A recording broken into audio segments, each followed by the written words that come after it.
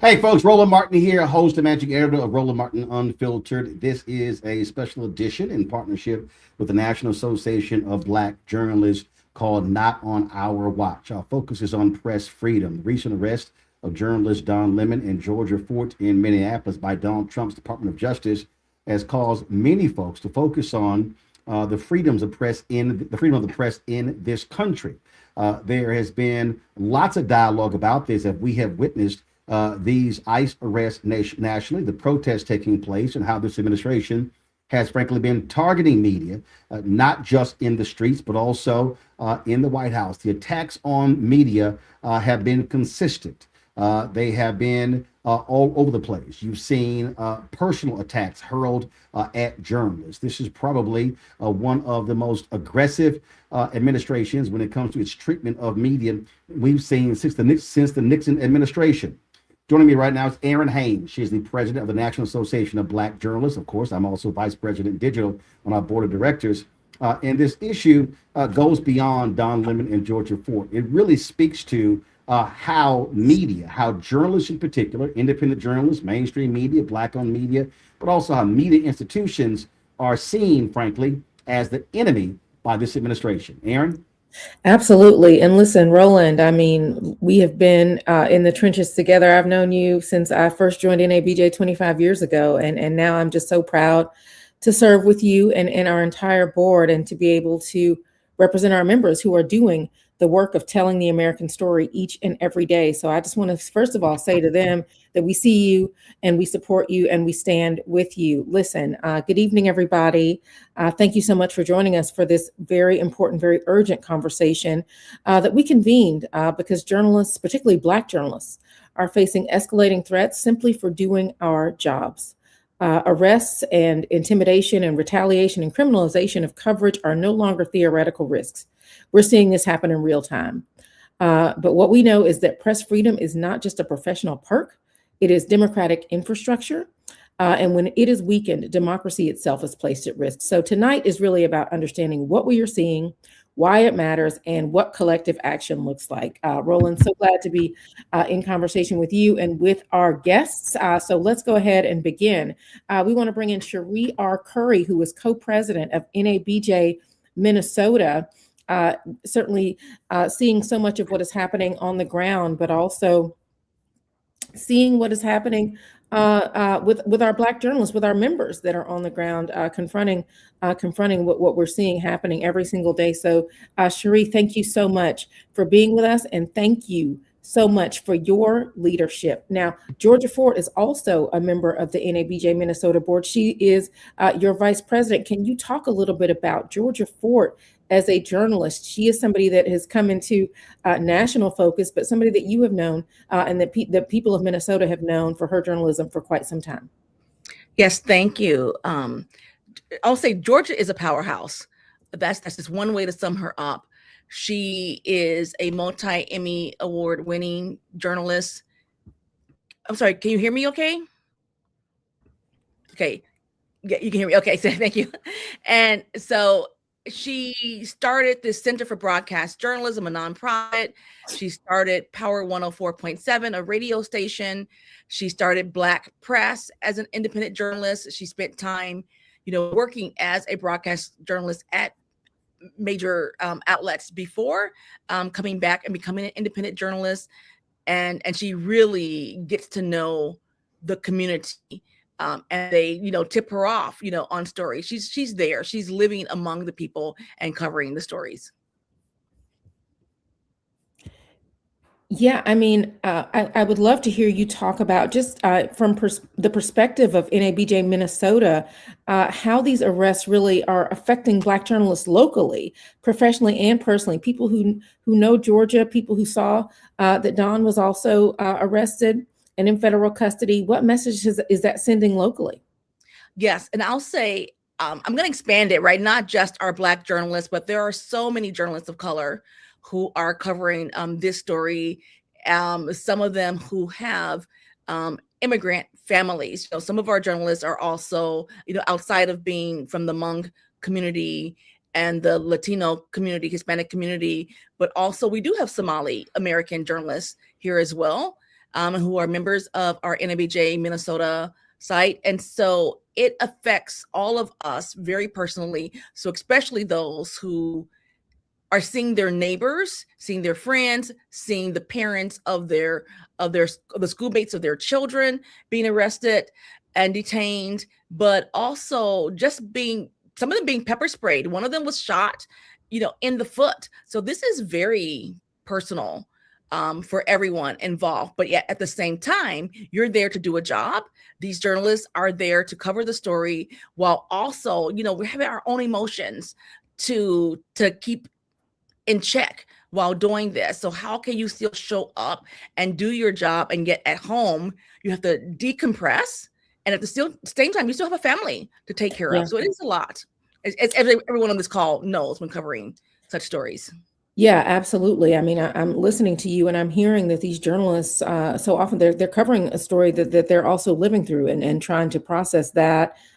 Makes me think about, kind of what kind of support these journalists on the ground need. What does that look like? What are they asking you for? How can they be supported?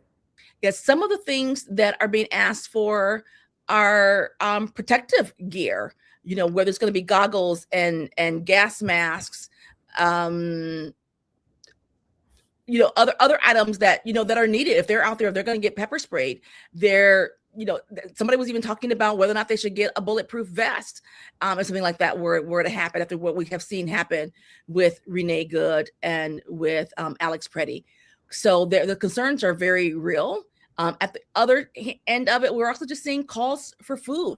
They're out there on the front lines, and other chapters have been sending in pizzas, sending them door dashes, and so forth. So just being able to remember, your fellow journalists in that regard. So I think that's very kind of everyone who sends in just food, thinking of the journalists. Yeah. Sheree, let me ask you a question, Sheree. Give everybody watching a sense of what is happening on the ground. When ICE and these federal law enforcement officials went into Chicago, there were bullets that were fired at journalists. Other journalists talked about how they're being pushed around, how they're being treated. And so give us a sense of what is life like there for journalists on the ground trying to do their jobs. How are they being treated by federal law enforcement? We're seeing a mix of reactions. They're also being shoved back, as you see with some of the residents and citizens. Stay away. Keep your distance. And at the same time, you're seeing a little bit of friendly banter with a few of them, and some jokes being exchanged. So it is definitely a mix. But at the same time, I know that the fear is also real when people are out there covering the stories, as well as I asked this question on Friday, and I still haven't seen it. Has there been a GoFundMe or a legal defense fund or something along those lines set up for Georgia Fort? Because listen, this is gonna be, we don't know how long this legal battle is going to take, and it's going to take resources. Do you know if anything like that has been established? Their funds are being accepted through her website, georgiafort.com. There's a support button there. So I believe it's georgiafort.com/support. There's also a young man named Jerome. I'm blanking right now. Robertson. His video circulated a little bit earlier. Yeah. And folks in our control room, let me know when y'all have that video so we can play it. He's a young journalist who assisted Don, and he put out an Instagram video saying that he's now being targeted by the Department of Justice. Right. He was arrested today, this morning. Bondi put it on her X page. He has a GoFundMe up as well, so we can search his name. We're going to put that on our nabjmn.org site also later today. So he is someone, as a younger journalist, who really needs some of that help also with legal assistance, but so does Georgia and so many. I'm gonna say also some of these other journalists. We have so many independent journalists working on the ground here in Minneapolis, and we want to be able to kind of provide support for them in other ways as well. So we take a few donations through our nabjmn.org site as well to help some of the ones who aren't known, but definitely Jerome, Georgia, who are arrested and charged will have much larger legal funds. And Aaron, the young man's name was Jerome Richardson. Yeah. So we're going to pull that video up in a second. Go ahead. Yeah, I mean, the legal resources certainly seem like a thing that needs to happen. Cherie, I also wonder, I mean, are you hearing from members who, so many people that I've heard from across the country, even outside of Minneapolis, are seeing this and they're saying, what happens next? What about me? Could I be someone that could be targeted in this way? These arrests, are you worried that this could have a chilling effect to the folks who are on the ground trying to tell the truth and report from these communities about what is actually happening? We do feel that is part of the intention, right? With the arrest of the independent journalists from Georgia Fort, Don Lemon, and others, as well as some of the activists who were, is to instill that fear. So yes, there is definitely that fear. There are, I won't name names, I won't name organizations, but there are other, like I say, other independent journalists out there who are doing this work. And I think that potential of that target of independent journalists who do not have the same resources behind them as those who work for media outlets, that's an added fear. You know, some of them may not have insurance that's going to protect their homes, protect their cars if they were to get into some kind of a legal battle. So yeah, it's very real. Yeah, absolutely. And I know that what I'm telling journalists is probably the same thing that you are, that journalism is not a crime and that the First Amendment is not optional. Roland, I'm going to come back to you. Cherie, we appreciate you joining us on this critically important discussion. Thank you so very much. And certainly give our best to the folks, NABJ members who are in Minneapolis. Aaron, the point that she just made there really is critical that I don't think people really don't understand. As somebody who created my own media company and launched my show September 4th, 2018, a lot of people don't think about the legal aspect, don't think about when you get when all of a sudden someone files a lawsuit. They don't think about insurance. Listen, when you work for one of these major media companies, they have significant law firms, they have internal lawyers, they have external law firms, they have insurance for when they get sued. A lot of independent journalists, small journalists, Black-owned media, they don't have that. And so when you ask the question about it being a chilling effect, that is real because what this is going to do, this is going to give a lot of independent journalists pause when it comes to covering future protests. Hey, I might be targeted. And so folks don't think about it in those terms. And when we talk about legal, we're talking about, $25, $50, $75, $100,000 or more to spend money on a legal fight. And listen, that's just not something that's in the budget for a lot of media, independent small media companies. Yeah, no, that's absolutely right. And as we are seeing media consolidation, we know that independent journalism is only growing, right? The number of freelancers that we are seeing, even in our membership, but across the country, and folks that are starting, independent media companies with that proliferating across the country. This is something that is going to have to become more of a concern in the climate that we unfortunately are now finding ourselves in. Yep, absolutely. Let's go ahead and bring in our next guest, Caroline. You can go and introduce her. Absolutely. So now we are going to hear from Caroline Hendry, who is Executive Director of the Society of Professional Journalists. Caroline, thank you so much for joining us. And also, thank you so much for standing with us. Caroline, the Society of Professional Journalists was among 40 plus press freedom organizations that stood with us when NABJ put out our statement in support of Don Lemon and Georgia Fort and of press freedom and democracy. So thank you for your leadership and thank you for your partnership. Well, thank you for bringing us together tonight and thank you for your leadership. We were honored to join the coalition that spoke out against the arrests of these journalists. SBJ condemned the arrests of Don Lemon and Georgia Fort because arresting journalists under civil rights conspiracy and interference statutes for covering a protest represents a very dangerous escalation with serious implications for journalists across the country, all journalists, whether they're independent or if they work for news organizations. Our concern is about the precedent that this sets.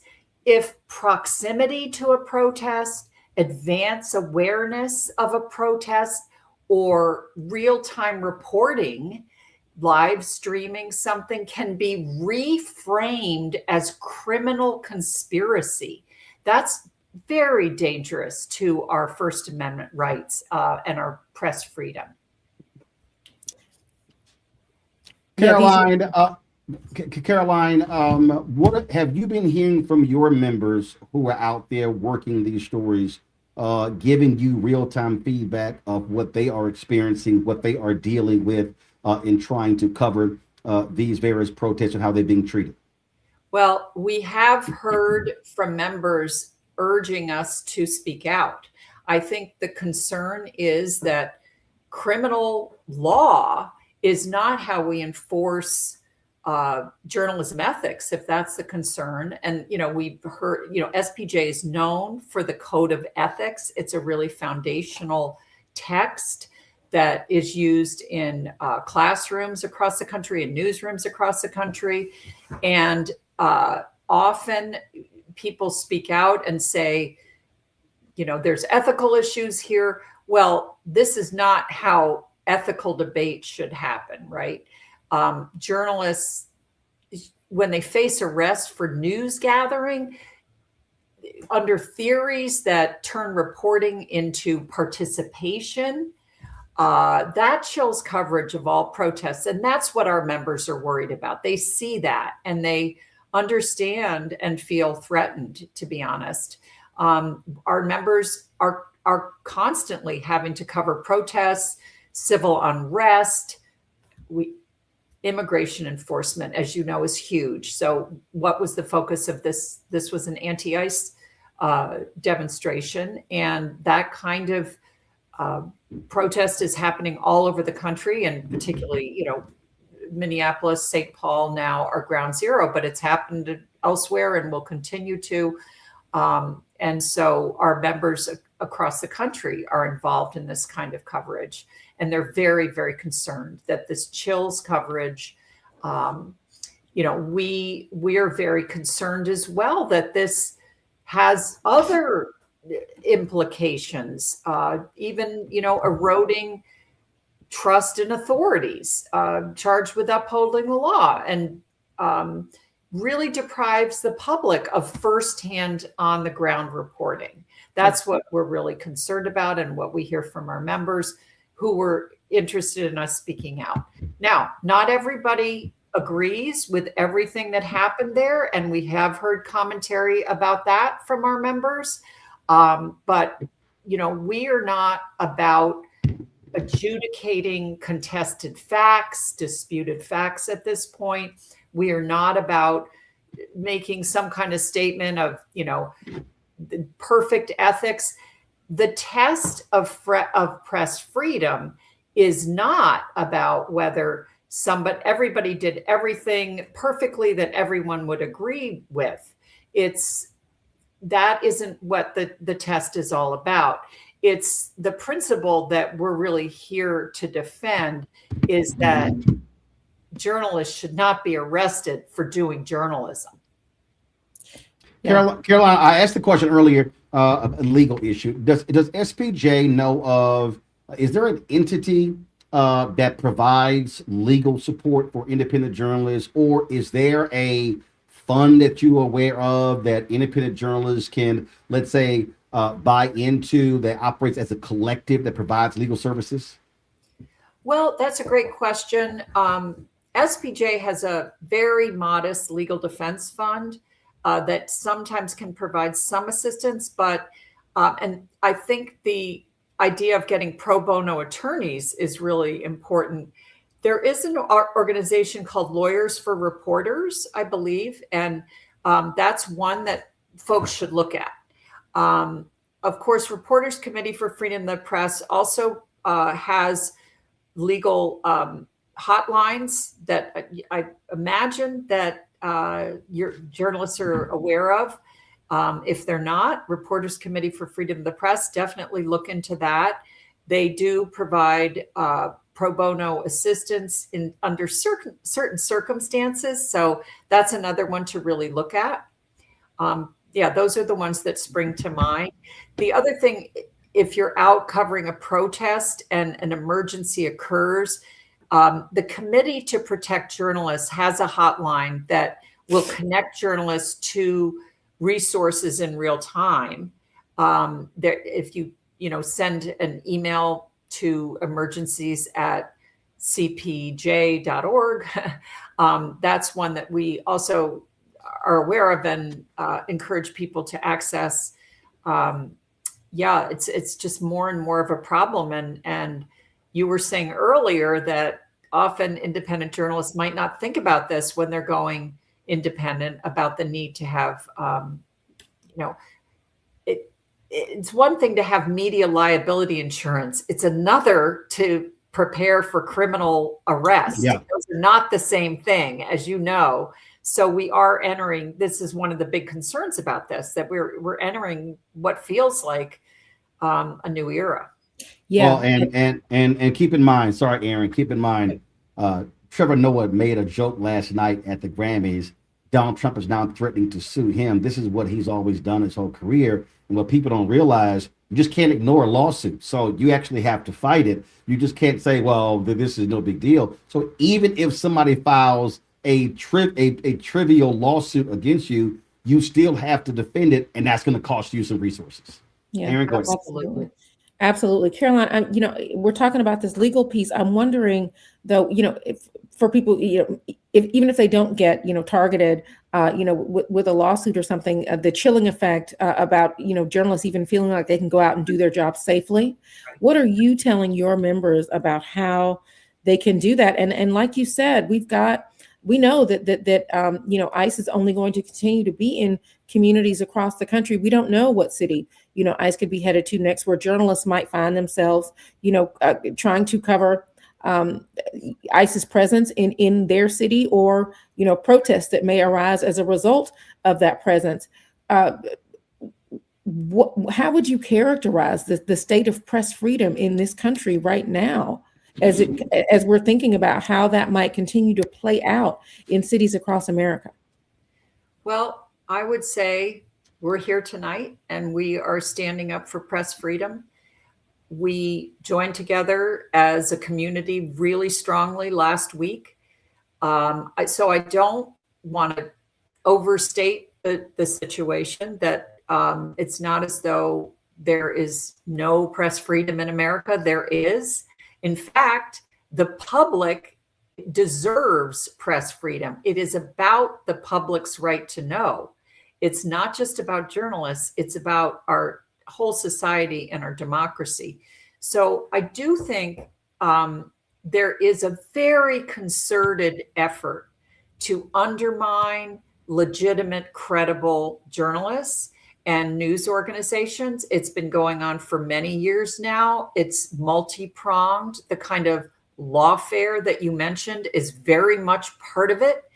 It's trickled down from the highest levels to, communities across the country. So we are facing a great test as a journalism community and as a profession to stand up for ourselves. I've been saying from day one, we need to stick together and stick up for ourselves, and also make sure that we're explaining to the public that we are on their side, that we are trying to do our job and our members are doing their job to bring them the news and information that they need to function effectively as citizens in a democracy. So I would say that we're challenged. We are facing a concerted, multi-pronged campaign to undermine and delegitimize us, but we are not lying down. We are standing up. That's right. Carolina Hendry, Executive Director of South Professional Journalists. We appreciate the hard work, and we'll make a note of those emails and suggestions you gave, because certainly we'll share those on social media for people who did not catch it. Thanks a bunch. Thank you. Aaron? Okay, so I believe now we are going to be bringing in Trevor Tim from the Freedom of the Press Foundation, another group that was proud to stand with us in our statement condemning the attacks on press freedom and democracy. Trevor, thank you so much for your leadership. Oh, well, thank you for having me, and thank you for hosting this important event. Absolutely. So listen, we're talking about the legal protections that currently exist for journalists. Can you talk about some of those? And frankly, I mean, are there areas where they are falling short? Yeah, unfortunately, the rights of journalists have been falling short, not just under the Trump administration, but in the last few administrations. You know, we run a website at Freedom of the Press Foundation called the U.S. Press Freedom Tracker, and we are trying to systematically document press freedom violations in the U.S. And in 2025, there was 30 journalists arrested around the United States doing their job, and there was hundreds who were assaulted on the job. You know, I think the nation has woken up a little bit after the arrest of Don Lemon and Georgia Fort, realizing how outrageous it is that the Trump administration is clearly setting out to undertake a vindictive prosecution, even though that we know that not one but two courts had already rejected the charges before Don was arrested last week. But what I think a lot of people don't know is that this is happening at the state and local level in a lot of different cases. And you know, you can look at Minnesota actually, just in the past few weeks. You know, I'm looking at the U.S. Press Freedom Tracker right now. Just a few days ago, a video journalist was shoved and threatened with arrest by federal agents. Another reporter was grabbed and thrown down to the ground by a federal officer. Another was pepper sprayed. Another was clipped with tear gas canisters. Others were hit with rubber bullets and other quote unquote crowd control projectiles.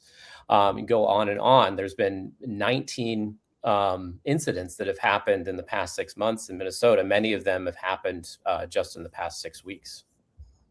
I want to, can you just expound on that when you say 30, 35 or so journalists? They were doing their job. They were arrested for what reasons? Just for people who don't understand these arrests. Yeah, absolutely. I mean, actually, 90% of the arrests that happened of reporters last year were reporters who were covering protests.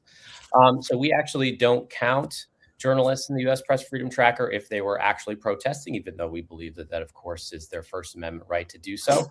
We only track the journalists who are there covering protests or covering events that people are protesting. Oftentimes in these situations, police start mass arresting people. They are not respecting journalists' rights, even though they are often clearly labeled as press or have microphones or cameras in their hand. We've seen this going back to the George Floyd protests in 2020. Actually, there was over 100 journalists arrested during the George Floyd protests. And in the United States, covering a protest is probably one of the most dangerous things a reporter can do. Now, almost all of these arrests have been illegal. The police have almost always let them go. They will drop charges almost immediately or not file charges. Even if charges are brought, they are usually almost always dropped before a trial, because prosecutors end up finding out that, yes, the First Amendment does apply here and they are going to lose. But of course, there is this huge chilling effect on journalists that happens to. And of course, a huge chilling effect on journalists to just hear about it, like all the journalists that are hearing about this now. And so this case, the Don Lemon and Georgia Fort case is different because the reporters weren't arrested caught up in the moment. The Trump administration purposely has gone after them. They went to one judge who rejected the charges, then they went to an appeals court, and then they rejected the charges again. So clearly this is a vindictive move intent on chilling journalists and scaring journalists into not doing this in the future. Yeah, I mean, Trevor, I'm just struck by what you said there. I mean, in the U.S., covering a protest is one of the most dangerous things a journalist can do. And listen, we know for Black journalists, we disproportionately are covering things like civil unrest, protests, immigration, right? Police violence. We are the ones that are disproportionately covering those. So to hear that means that we are disproportionately at risk for some of that danger. So can you just talk about what journalists should know right now about what their rights are when covering protests or state action? Well, it really depends state to state, because thankfully there have been a lot of lawsuits that have been successful over the past few years. There's one going on in LA right now. There was one, a landmark settlement in Minnesota after the George Floyd protests. Police should be respecting press rights and protests and treating them differently than they are treating everybody else on the scene. Unfortunately, what we have seen is that is not often the case. And with ICE especially, they seem to have no concerns about running roughshod over reporters' rights. Reporters in almost all of these situations are clearly labeled with press vests. They are often standing back from the scene. They have cameras. It is obvious what they are doing. They have a right to film federal officials in public spaces. It's actually another issue that is important to bring up right now, which is the right to record. The idea that ever since cell phones have become ubiquitous in our society, court after court after court has ruled that everybody, whether you're a journalist or not, has the right to record government officials in public places. And what we have seen from all of the cell phone videos, whether it's the horrific murder of Alex Peretti or just the various videos that have been circulating online, ICE is essentially claiming that because cell phone videos could quote unquote dox their agents, that the Trump administration may consider it illegal. So we've seen many videos of people having their cell phones seized or knocked out of their hands, or even ICE agents saying that they're going to put people on a domestic terrorist list because they are merely exercising their First Amendment rights. So there are a lot of safety concerns and worries for journalists or just ordinary people who are exercising their rights. And while these rights have not gone away, they still exist. It is a dangerous situation that everybody potentially is putting themselves in. All right, so I got to go ahead. Let me just go ahead and open up some trouble here. And this is the issue that we also have to confront. And I know, Aaron, you've been out there reporting, and we out there recovering stuff, and then someone next to us goes, "I'm a journalist," and you're like, "Are you really?" Yeah. So, Trevor, let's deal with that, because part of this issue is that, listen, this has really been the case for the last 20 years, and now with social media, it has just completely expanded. This notion of who's a journalist, who's media, who's a content creator. And so there are a lot of people who claim to be journalists. They are not. And so we've seen situations where folks, they want access to red carpets. They want to be in news conferences. And so how does your organization deal with that? Because these things also play out. Look, you've got a lot of right-wing conservatives going, well, oh my God, you liberal media people never said anything when this journalist, Nick Shirley, was reporting on daycares in Minneapolis, and it was kind of like, oh, he's a journalist. So just speak to that. No, I mean, it's a great question, and it's a tough question to answer in this day and age, because the internet, for all of its flaws, maybe some people would consider this a flaw of it too, but it has democratized the ability of people to broadcast news, whether they are a full-time professional journalist or not. The way that I look at it is that everybody has the First Amendment rights to the press. It was not just given to professional journalists. The way that we answer the question when we're tracking whether somebody is a journalist or not for documenting purposes is, number one, does this person identify themselves as a journalist? Do they have a history of publishing information for public consumption? And were they engaged in news gathering at the time of the incident that we're talking about? Now, maybe this isn't a perfect definition, But the other thing that we have to keep in mind is we also don't want to take into account somebody's ideology, because there are, of course, many news organizations who claim to be objective, unbiased, but bias is often in the eye of the beholder. And so there are journalists who consider themselves very left-wing. There are some journalists that even consider themselves very right-wing. But when we look at it, like say they are covering a protest, we are looking at, are they identifying themselves as press? Are they observing, or are they actually participating? And a whole bunch of other factors to try to suss it out. And, you're right. There have been a handful of instances probably where somebody is trying to impersonate the press, but surprisingly, they are very few and far between. The journalists that we talk to on the ground, they may not be making a lot of money doing this, but they are out there day after day, and they're wearing press vests and trying to be very cognizant of the fact that they are not a part of anything that they're covering, but they are the ones observing. And so, so far it doesn't seem to matter for ICE agents or anybody in Minnesota. They are essentially taking the sledgehammer to anybody. Trevor Tim, Executive Director of the Freedom of the Press Foundation. We certainly appreciate it. Thanks for joining us. Thank you so much. Elise Lees Munoz is president of the International Women's Media Foundation. Elise joins us right now on this discussion, Not on Our Watch, the attacks on press freedom. This is, of course, a partnership between the National Association of Black Journalists and the Black Star Network. Elise?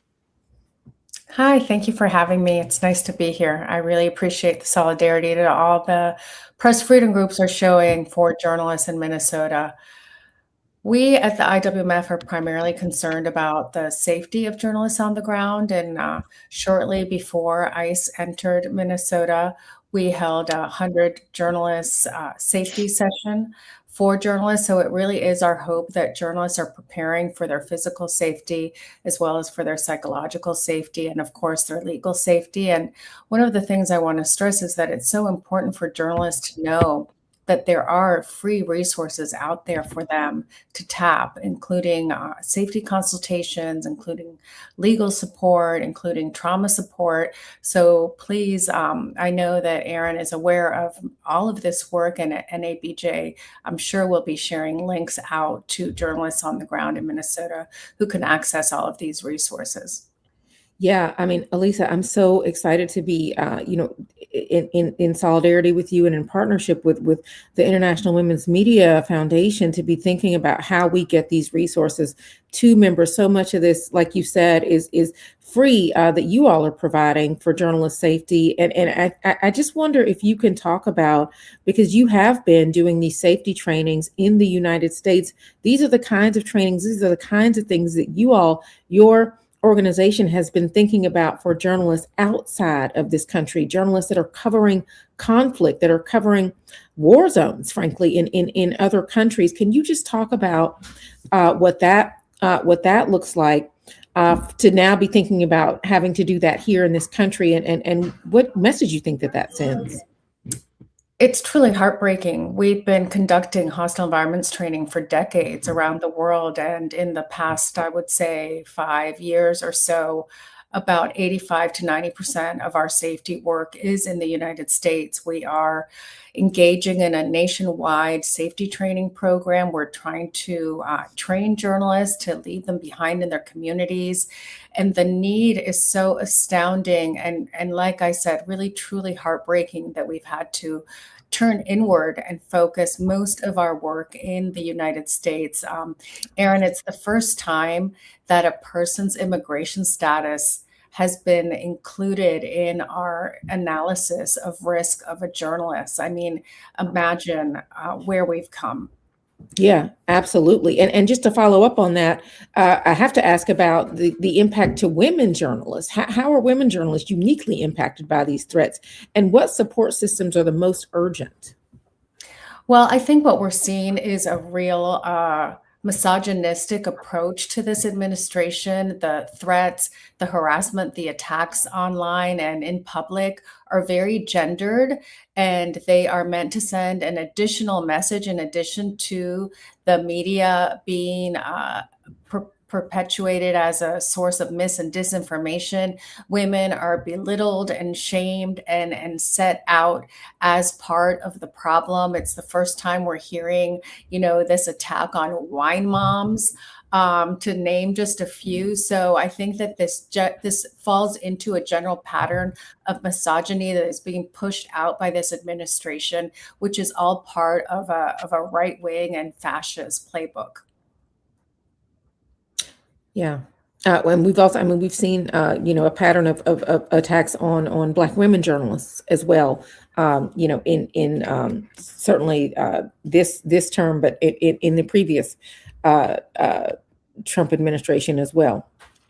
There's no question that women journalists of color bear the brunt of attacks against women by this administration. It's really shocking and astounding. But I do want to stress that there are steps that all journalists can take to make themselves safer, physically and online, and also emotionally. And I just encourage all of the brave journalists on the ground who are trying to save our democracy to take advantage of the resources that are out there. Reach out to all of the organizations that are part of this discussion and avail yourselves of these resources, because you need them to stay in the fight, and we need you to stay in the fight. Well, Eliza, thank you so much. Just to let people know, if they are looking for those resources from IWMF, how can they find those resources with your organization?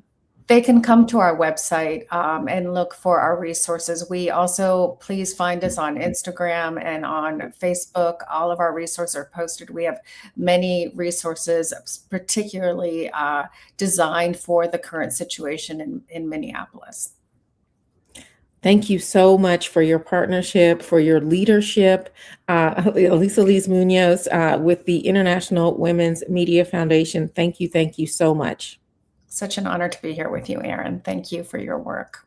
Absolutely. The honor is ours. So we want to now bring in somebody else to talk about really these global, some of the global perspective. Catherine Jacobson is with the Committee to Protect Journalists. Catherine, thank you for joining us. The Committee to Protect Journalists was also one of our partners in solidarity on the statement that NABJ put out in support of press freedom and democracy. Catherine, thank you for being here. Thank you for bringing us together this evening. It's good to stand together. The Committee to Protect Journalists is an independent, nonpartisan organization that for more than 40 years has documented attacks on journalists and defended the right to report freely and safely around the world. Over the past decade, we've been ramping up our work in the US with both safety work, kind of like what Elise just mentioned with the IWMF. We also do safety trainings, that sort of thing, as well as advocacy in the US due to this kind of democratic backsliding that we've been observing and an increased demand. The arrests of Don Lemon and Georgia Fort mark a deeply troubling escalation in the treatment of press in the United States that we've been documenting at CPJ and trying to push back against. And these carry serious implications far beyond just the individual cases of Lemon and Fort. From CPJ's global research, we know exactly what happens when this line is crossed, when journalists are charged with felonies and when reporting is criminalized. The way the press is treated is frequently an indicator of a healthy democracy. In the United States, the free press is imperiled and democratic norms are eroding. The implications of this case are both international and domestic, though. U.S. actions shape global norms. When American authorities prosecute journalists for covering protests, it sends a message to governments everywhere that this behavior is acceptable and that free press is conditional, not fundamental. It also makes it much more difficult to advocate for imprisoned journalists overseas, right? If the U.S. is doing it, surely it creates a permission structure, for those authoritarian rulers overseas who would do the same. And then there's also a domestic reality that we cannot ignore. Journalists in the US, particularly independent reporters and journalists of color, as we've mentioned, have increasingly been arrested, detained, or assaulted while covering protests in recent years. And this shift is very dangerous away from the kind of democratic norms that we previously enjoyed to a certain extent and freedom of the press that previously existed. We have moved away from that. And these distinctions really matter, right?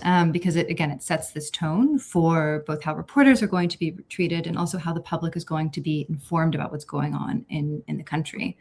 If journalists are forced to weigh legal jeopardy every time they cover a protest, fewer stories will be told, fewer abuses will be documented, and the public will know less, not more, about what is happening in their own communities. At CPJ, we want to be unequivocal about what we're calling for. The charges against Don Lemon and Georgia Fort should be dropped immediately. Federal, state, and local authorities should reaffirm clearly and publicly that journalists have the right to cover protests without fear of arrest or prosecution. And the United States must recommit to international press freedom standards that it has long championed. And as a final note, I wanted to add that CPJ offers free safety training, we work with the IWMF and a group of other partners to help provide that. So please reach out via emergencies@cpj.org if you or your newsroom need help. And I just wanted to close with, the fact that press freedom is not about protecting journalists as a special class. It's about protecting the public's right to know and our access to accountability for the government. So thanks. Yeah, that's exactly right. And I understand that CPJ also has a hotline, right, for journalists that they can contact. Can you talk about the hotline and give them that information as well? So emergencies@cpj.org is the general safety inbox that we have, and we triage from there. So we work with a series of partners, including the Reporters Committee for Freedom of the Press. They have a great legal hotline if journalists need specific legal guidance. We also work with PEN America, Freedom of the Press Foundation, Trevor Tim was just on, as well as the IWMF to kind of help direct the needs the best. So. Yeah, I mean, listening to you, I wonder if you can share your thoughts on the current state of press freedom in the United States, but also how what we're seeing in the United States compares to press freedom threats globally. I mean, the United States sees itself as this leader on democracy and leader on press freedom. What does that reputation look like now? The days of U.S. exceptionalism are over, right? I mean, it's fantastic at CPJ to be able to talk to my international colleagues. It's also quite frightening to hear what they have documented overseas, right? This kind of slow then fast authoritarian creep. It's like a frog in the pot of boiling water. You don't realize just how bad things are until it's perhaps too late. And so I think as Americans, we really need to look abroad, to look at the examples of what's gone on in Hungary and in Russia and in other countries where there is not media freedom, or where there's corporate media capture to the point where it's very difficult for independent reporters to function, and to think about what we want here, right? And also for journalists to be able to relate to the public as to why it's so important, right? Journalists are watchdogs, right, who inform the public about how their tax dollars are being spent. We care about the price of eggs, gas, why we invaded Venezuela, all of that. Journalists have that information and are able to, with authority and factually, explain what's going on. And without that accountability mechanism, I guess we're all just left to think that the government will spend our tax dollars correctly, right? And I think that's a really important message that we as the media community need to be conveying as well. Hey, Catherine, I have an extensive DVD and Blu-ray collection of documentaries, historical movies regarding African Americans, but also movies on journalists. Mm-hmm. And so I was cataloging those last night, and I came across the movie Veronica Guerin, an Irish investigative journalist who was killed because of her work. And we rarely hear in the United States of a journalist being killed for their work. I think about Chauncey Bailey on the West Coast, and NABJ was very much, our members were very much covering that. But I don't think a lot of people understand that this work, being a journalist, is actually dangerous. There are journalists in different places that have been killed. There are journalists that have been working, who have been covering what took in wars, what took place in Gaza, the number of journalists being killed. And so people really need to understand that this is not just, a theoretical conversation we have here. In a lot of places, if you are a journalist, you have a bullseye on your back. Exactly. And I would argue, quite frankly, that it's a failure of imagination is part of how we got here in the first place, right? Thinking that we're safe, that institutions will hold, and that this type of violence that we've seen in other locations, right, won't come home to us. And it will, right? Chauncey Bailey, yes, of course, is an example, and also quite important how the journalist community there came together to cover and report on his murder. And if memory serves, right, help figure out who actually killed him. Same thing with when a journalist was killed in Las Vegas in retaliation for his reporting, right, stabbed on his front lawn several years ago. So we have these kind of disparate cases, right? But I think we're able to intellectualize them as one-offs rather than, and frequently they are, right? I don't want to cause fear unnecessarily. Right. But I also think it's important for us to look at those examples and realize that, those examples overseas, there are domestic parallels sometimes. We just don't always want to look at them. Catherine Jacobson, U.S., Canada, and Caribbean Program Coordinator for the Committee to Protect Journalists. We certainly appreciate the work that y'all do. And again, the phone number, if someone needs your assistance, is it a phone number and email that they call? Email, emergencies@cpj.org. Emergency or emergencies? Emergencies, plural. So. Got it. Emergencies at cpj.org. cpj.org. All right. We appreciate it. Thanks a lot. Thanks so much. Thanks.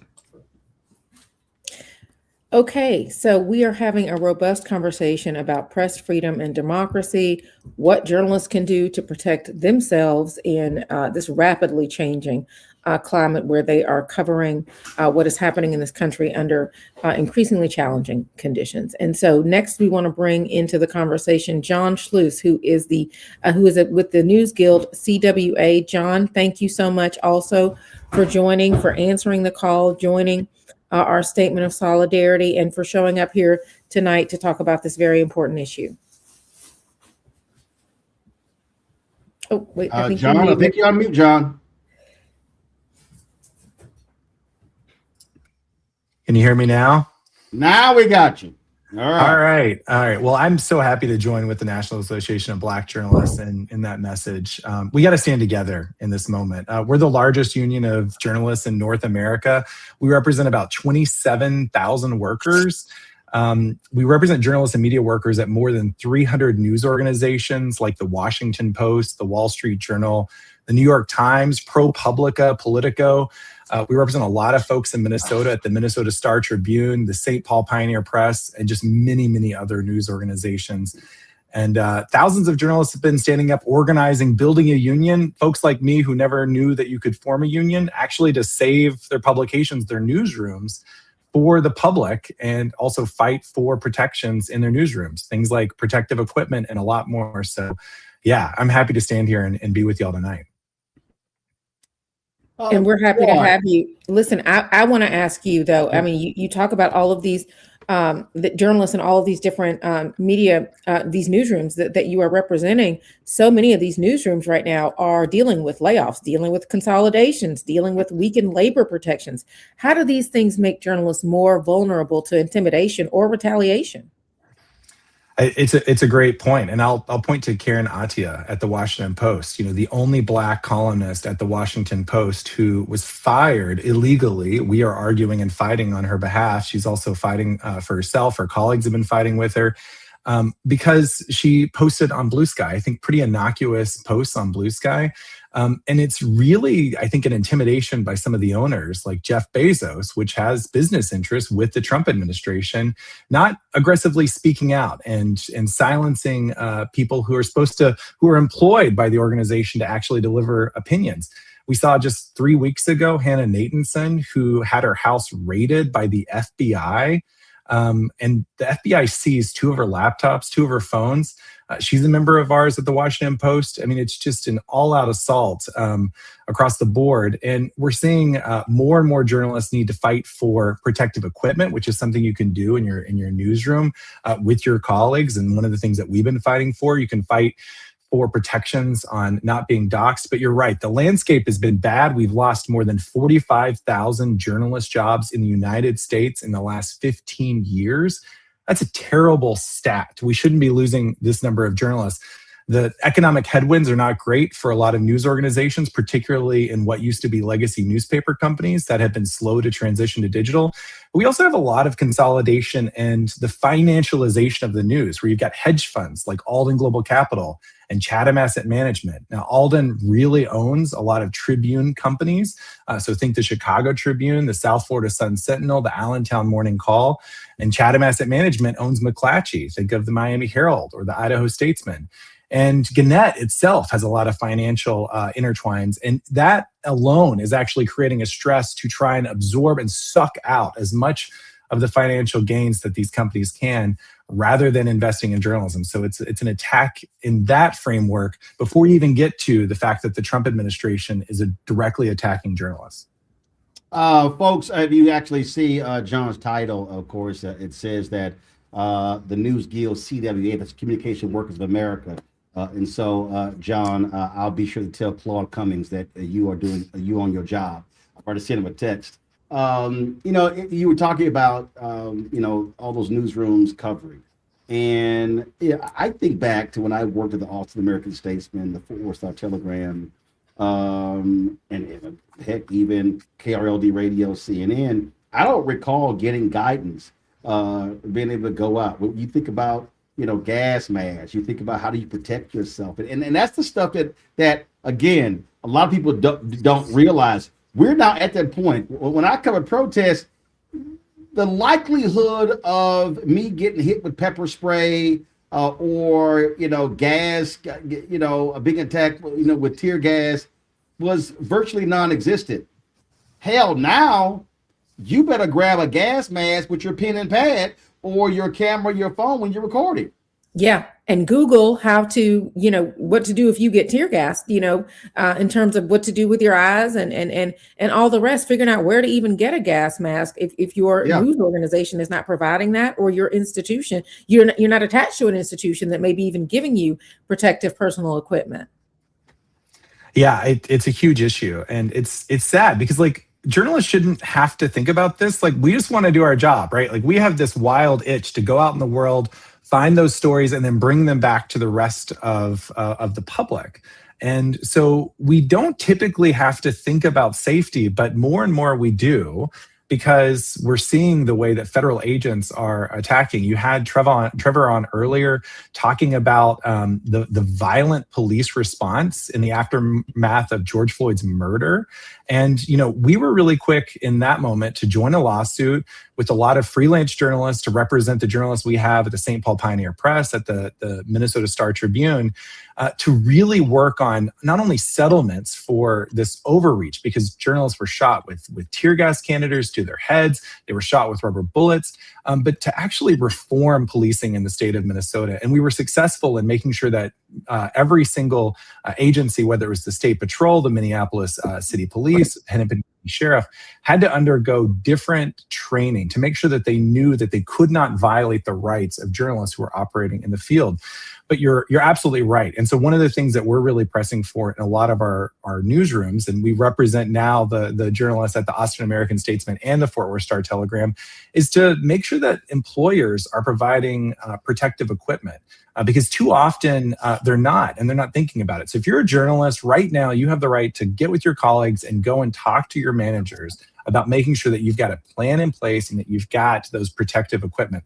The other thing that's really important, gas masks, shatterproof goggles, helmets, ballistic vests, and more, but also having the right to be able to refuse an unsafe request to go out and cover something. That's also something that you can contractually fight for. It's one of the things that we fight for at the bargaining table in all of our newsrooms, to make it so that if you do not feel safe going to that event, that you can actually safely refuse it and not be punished for going out there. And that's another thing, is making sure that you have basic job security, because we're seeing so many news organizations capitulate to the Trump administration right now and eliminate and fire journalists at will. And so that's one of the other things, is fight for job security in your contracts.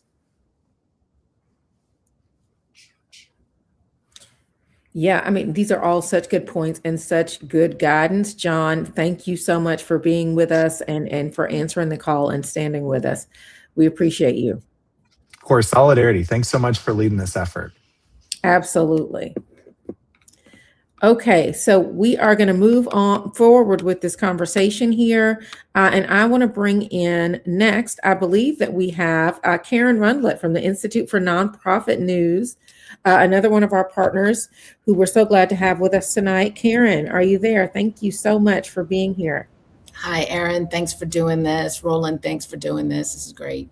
Absolutely. And I want to talk about one of my favorite topics, nonprofit newsrooms, and the role that nonprofit newsrooms can play in really preserving accountability journalism, especially in hostile environments. Thank you. We have 500 newsrooms across the country that we support. We fundraise for them. We work to make sure that they have good audiences. The 19th is one of our members, and Center for Broadcast Journalism, where Georgia Fort was the president, is one of our members as well. So we're deeply concerned about this. We also work with many of the legal partners that you've already had conversations with: IWMF, CPJ, Reporters Committee for Freedom of the Press, and we connect all our members to all their great resources. There are attorneys available. We offer delete me licenses so that you can scrub your private information from the web so that you're not doxxed. And I just want to say as well, reporters are walking the streets now. We're in touch with our members from Minneapolis, Sahan Journal, and on one arm there's a Sharpie with an immigration attorney and a name and a phone number on one arm, and the Sharpie on the other one is the First Amendment lawyer's name and a phone number. So that's kind of what's going on today at INN with INN members. Yeah, and Karen, there's somebody in the chat that said maybe journalists needs to have private police protection too. Police on police. Let's see how that works. We've seen that. I only see that on the network level in really large media entities. Mm-hmm. That ain't possible for nonprofit newsrooms. No. Yeah, I mean, look, the thing is that we're trying to make sure that our members, some of them are small, some of them are larger. ProPublica is a member. That's a larger member. The 19th is a good sized newsroom as well, but there are smaller local newsrooms certainly. And we do make sure that they have attorneys to reach out to. And very important is media liability insurance. So that's something that they really have to do. But we do connect them to lawyers, pro bono lawyers, when they're in trouble. Yeah, I mean, Karen, just listening to you describe this, I mean, I'm wondering your take on the state of press freedom in this country and the message that these arrests send to the folks, the kind of folks that are in INN, and what are you hearing from them about how they're thinking about this, how they navigate this moment, and how we do our job safely? Sure. Well, you know, like I said, we're trying to make sure that they're physically safe, that they're digitally safe, because there are also a lot of attacks online. Alisa was on the town hall before talking about specifically for women and people of color, the horrible offensive attacks online. So the things that our members are really concerned about actually are very much around covering protests, immigration coverage, protecting their staff and their sources. There are a lot of creative workarounds that people have come up with to make sure people aren't alone going into situations like this, to make sure they have conversations about who they can call. You know, I mentioned, of course, you know, having phone numbers, having phone numbers with you at all times to be able to reach someone. Also then, and making sure that their resources to manage and process the trauma of all of this. Well, you're absolutely right. The trauma is a real part of this, and people have to deal with all of that. And so it is not easy, but many of these journalists are out there doing their job and doing it quite well. If folks need to read, if people want to join your organization, if they want questions, where should they go to get information? INN.org, the Institute for Nonprofit News. We call ourselves INN. And I wanted to mention before, Roland, you were talking about credentials and the difference between a creator and a journalist and an influencer and who's who in these times. We make sure we do vet our members, and they do have to be producing original original reporting. It can't be somebody who just puts together lots of news releases on a website. They do have to be doing original reporting. They do have to be independent. And they do have to express that in certain ways and demonstrate that in certain ways. And they have to be transparent as well. So we actually do credential them. And, that's something that we can really stand by. We can say, you're an INN member, and we do provide credentials for them as well. Karen, thank you so much for your insights here, and also for your leadership, and for telling us more about INN and how folks can get involved, and also just the important role that nonprofit newsrooms are also playing right now as we are covering the story of who and where we are as a country. Thank you. Thank you for having me. Thank you for leading this. We are with you 100%. All right, we appreciate it. Thank you so very much. Mike Balsamo is the president of the National Press Club Journalism Institute. Mike joins us right now. And then just a note, folks, after Mike is going to be Karen Bass, the mayor of Los Angeles. Mike, how you doing?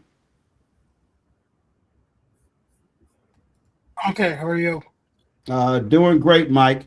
Again, what we are dealing with this recent arrest, Don Lemon, Georgia Fort, even before that, how press was being treated, how this administration has frankly made it clear that the press or the non-right-wing media entities they call their friends, that everybody else is the enemy. And we have never seen, now we've had historically relationships between presidents and administrations and bad blood and feelings and don't like this editorial or this particular reporter. But even if you count Richard Nixon, I don't think you've seen the level of vitriol that has been directed towards media. Donald Trump's campaign in 2016, also 2020, 2024, pulling credentials, keeping people in sort of like a pen. Just the treatment, again, deciding, upending press pools, who sits where in the White House press room as well. It's been a direct attack on the free press of America. Yeah, it absolutely has, right? And first, thanks to NABJ for pulling this together very quickly, because, when threats to press freedom escalate rapidly, our response collectively has to move just as fast. But, as you say, a free and independent press isn't a partisan value. It's a democratic one, and it's not something journalists defend for ourselves. Right, we defend it for the public, and when journalists are arrested or detained or threatened for doing their jobs, the harm doesn't stop at the reporter. It shapes what the public sees, what questions get asked, what truths are allowed to reach the light of day. I think you make that point in the collapse of the White House press pool and the strain we're seeing every day on a free and independent press. So, whether it's the arrest of Don Lemon and Georgia Fort or the search of Hannah Nathanson's home, these moments are really a stark reminder of just how fragile press freedom protections can be. And the act itself sends a message, right? Not just to one journalist, but to many others who are watching that this could happen to you. And the role of a free press is being tested every single day. I think we've heard that quite a bit on this call, sometimes loudly, sometimes subtly, but always persistently. We've seen growing pressure on journalists in legal settings, in the field, online, and overseas. We've seen that trust strained, resources stretch, the pace of change accelerate faster than any of us would like. And it's not isolated, right? It's happening around the country. We've heard that again tonight here in cities, both big and small, at protests, at public meetings, in newsrooms themselves. And it's happening to everyone, to staff reporters, to freelancers, to independent journalists. And, as we know, reporters shouldn't have to calculate personal risk just to ask questions, to document events, or to bear witness. When reporters are silenced, it's the public that's kept in the dark. And that's why, to your point, a strong, free, and independent press is how the public learns what's being done in its name. It's how power is checked. It's how abuses are exposed. And it's how communities stay informed. And so, at the National Press Club Journalism Institute, we believe journalist safety and press freedom are inseparable from strong journalism. We have an integrated professional development and press freedom work with our Press Freedom Center, where we provide safety resources and emergency assistance program, real tangible support for journalists and their families when they face real risk, because defending journalism means defending the people who do it. That also means folks who are facing themselves immigration challenges or who are, covering protests in their own communities. And that's why solidarity like this matters, and why organizations like, NABJ and the National Press Club and our press freedom groups across the country need to speak early, clearly, and together. And it's why a town hall like this really matters, because when journalism chilled, it's the public that pays the price, and democracy is weaker for it. Yeah, I mean, Mike, you're making such a good point, and it's so good to see you, my former colleague, my friend. Likewise. Just talk about. I mean, because you all were among the first to respond, to answer the call, to stand with us. The responsibility that you see journalism institutions have to speak collectively when press freedom is under attack. The importance of that strength in numbers. Yeah, absolutely. Silence in moments like this really creates uncertainty. And, when a collective press freedom group doesn't respond, it sends a message that pressure on journalists is acceptable. And so, I know there's always a hesitancy for journalists to make themselves a story, but advocacy for press freedom isn't political, it's protective, right? Defending journalists doesn't mean taking sides in a story, it means defending the right to report it. And the goal is not to influence coverage, but to ensure that coverage can happen at all. And it's why press freedom only survives if the public understands what's really at stake. It's really just so important that we reinforce this message that people don't need to agree with every story or, agree with the journalists who are covering it, but they need to believe that journalists should be able to report freely, because an informed public is the strongest ally that we have for press freedom.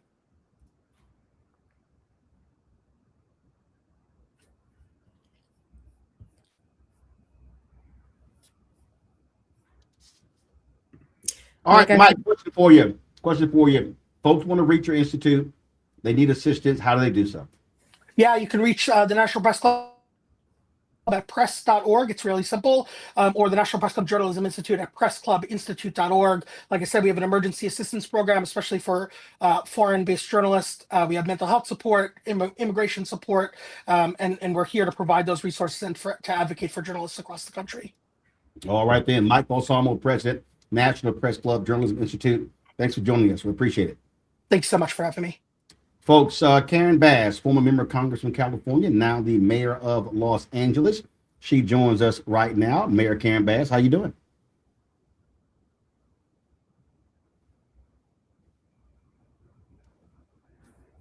All right, let's pull the mayor into the show. Mayor Bass, your camera is not on. So we need to get your camera on, Mayor Bass.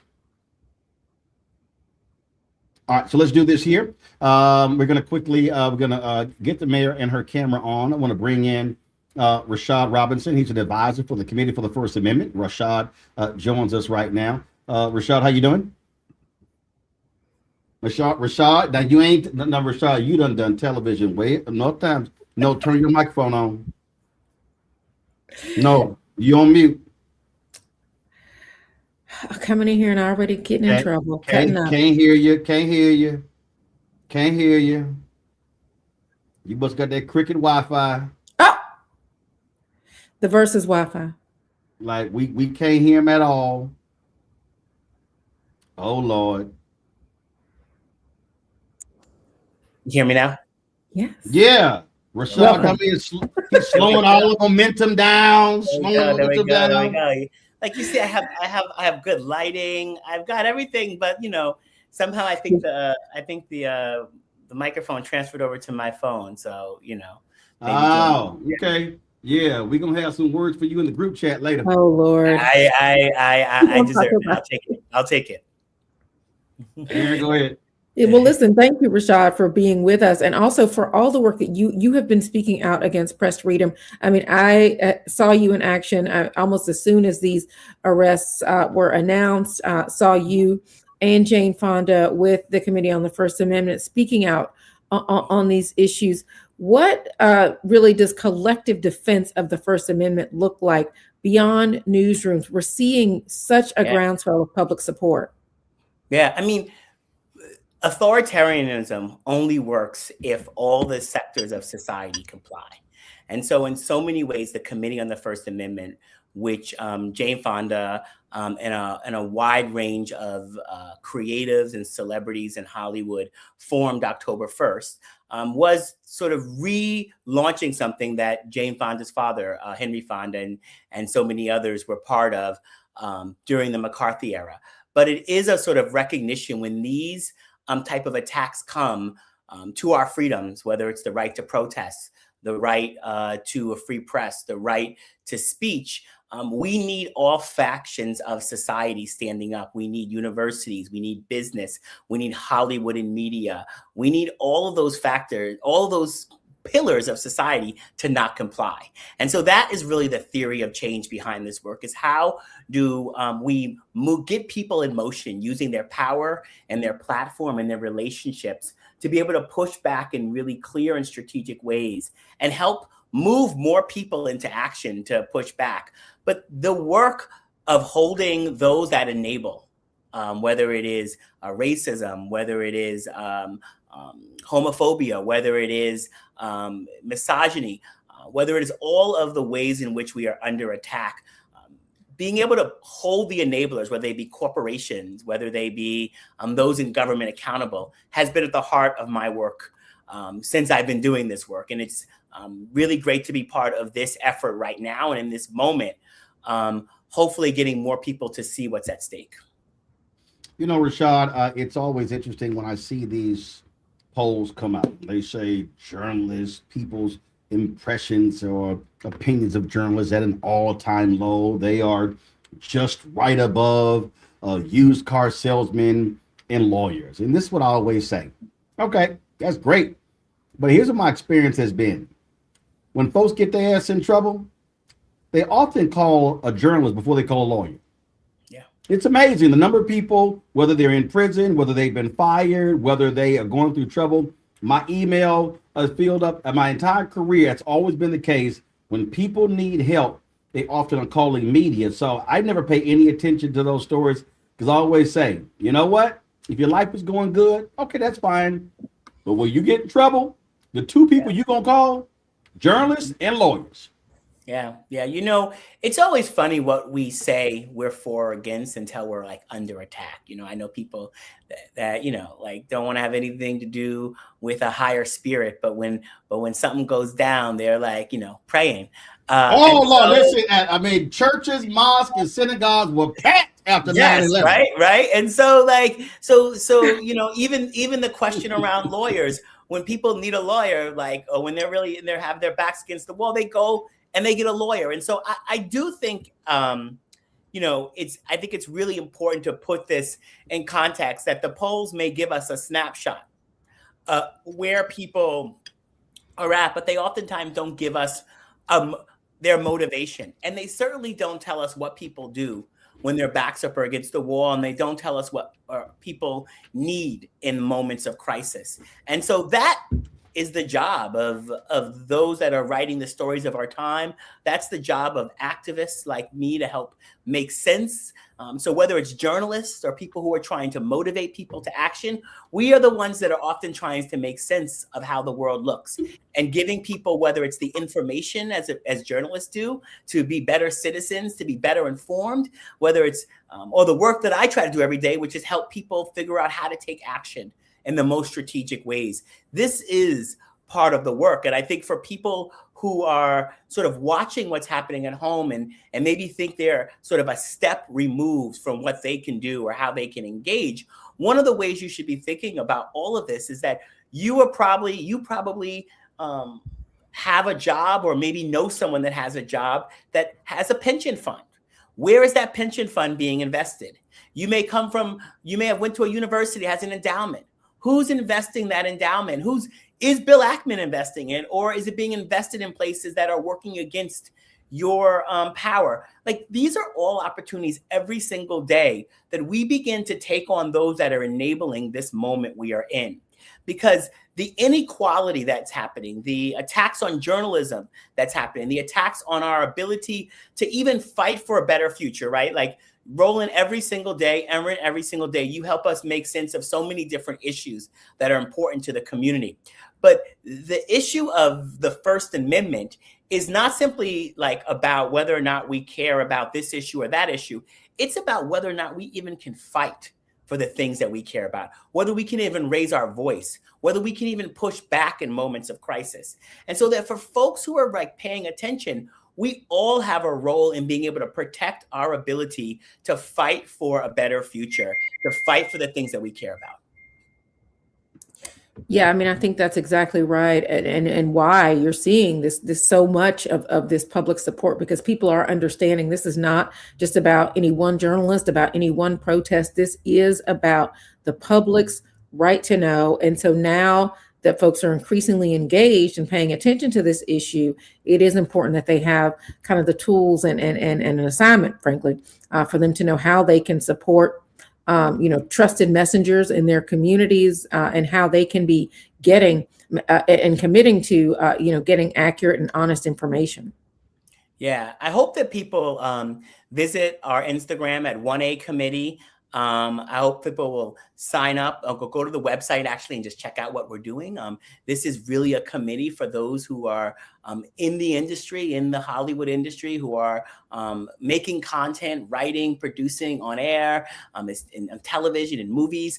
But what we're trying to do is organize this sector. But every single one of us lives in a sector in society. We are, we work in a business. We are part of a faith community. We have all sorts of ways in which we engage every single day. And we're going to need more of us to use the place in the space that we occupy to fight, to stand up, to use those spaces to say enough is enough. A line has been crossed. And that, I think, hopefully, if anything comes out of these deep attacks that are happening, it's a recognition that we have to build what's coming ahead. And, I oftentimes say there is no time machine that I want to get in, go back to, maybe for music or clothes. But for the most part, I don't want to get out of a time machine at a different time. I want us to go forward. And part of what we're going to have to do is we're going to have to fight for what the future looks like. And that means that we need to take some of these rights forward with us.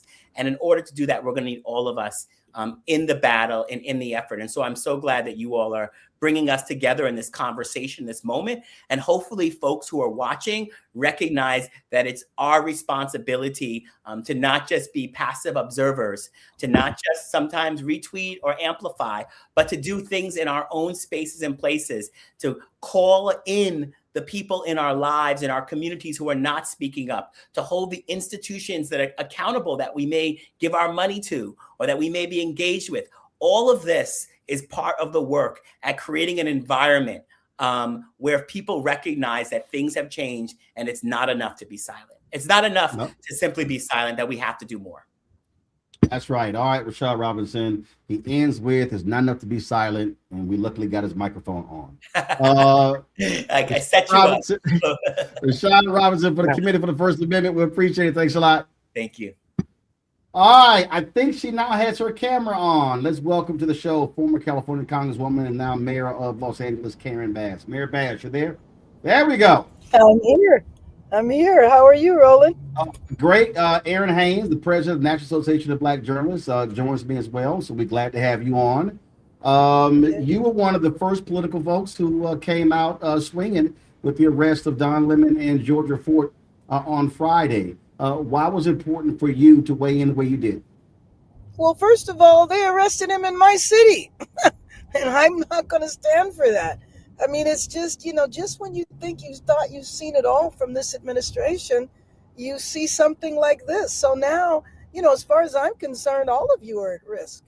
And the whole organization, the National Association of Black Journalists, and I know you're all looking at this, but one of the things that a number of us were talking about, at least in California, the Black elected officials, is how do we help you guys build a legal defense fund?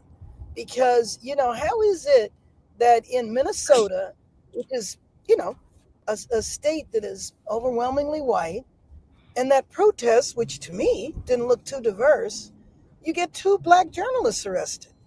And in total, there were 4. And I just, I mean, again, just when you think you've seen it all, we see more. But I'll tell you, one of the things that happened here is something we need to think all about. We need to think about too, not necessarily journalists, but Keith Porter, the fact that he was killed by off-duty ICE agents, it made me realize that we probably have thousands of off-duty ICE agents or agents of the Custom and Border Patrol. They're doing such a massive recruitment, and that massive recruitment, they're fast-tracking people through recruitment and training. So we're going to have all of these rogue individuals in our neighborhoods. We don't know what kind of training they've had. And you think about Minnesota, they have a police department of 600, but thousands of various agents there that pretty much overtake the local law enforcement. And so we don't know what kind of standards or training they're coming into. And so we need you guys reporting this story, in ways that are so important now, that even more important than the past. But we also got to make sure that you guys are protected. And I worry about you freelancers, that you don't have an institution that's going to pay your legal bills or help with you. Well, to the point you just made there, I had the vice president of the National Organization of Black Law Enforcement Executives on my show Friday, and he said one of the problems that they face is that ICE is coming in, or federal law enforcement are coming in. Case of Minneapolis, 3,000. That's far larger than the actual Minneapolis police force. And he said the problem is they're causing problems for us that we then have to clean up, and they also concerned that they get mistreated by the very same people. So they actually mistreat the local police. Look, when the National Guard was here, we have Latino members of the National Guard that when they were off duty and out of uniform, got pulled over by other National Guard. I mean, this stuff is just so out of control. And it's just so racially targeted. We have a police department here in Los Angeles that's almost 50% Latino. So now the police officers have to worry. Don't go home from work without your uniform on. Yeah, that is definitely part of where we are right now. I'm listening to you, Mayor Bass, and I'm hearing you thinking about how local leaders should be thinking about how to balance public safety and press access, especially during protests or civic unrest. I mean, do you see, are you talking to even other mayors about what message to send to law enforcement about journalists' rights right now? Well, yes. I mean, the mayors always talk with each other, always get together. And what's been happening in LA is happening in Los Angeles County. It often gets covered and people think everything is happening in the city. But our county has 88 cities in it. And many of the cities are majority Latino. And so you have a situation here where mayors and everybody else is vulnerable. It's really, I mean, the only word for it is just out of control. And we just don't know to what depths that, they're going to go. So yes, talking to our local law enforcement. But again, in some situations, the local law enforcement is overrun or preempted.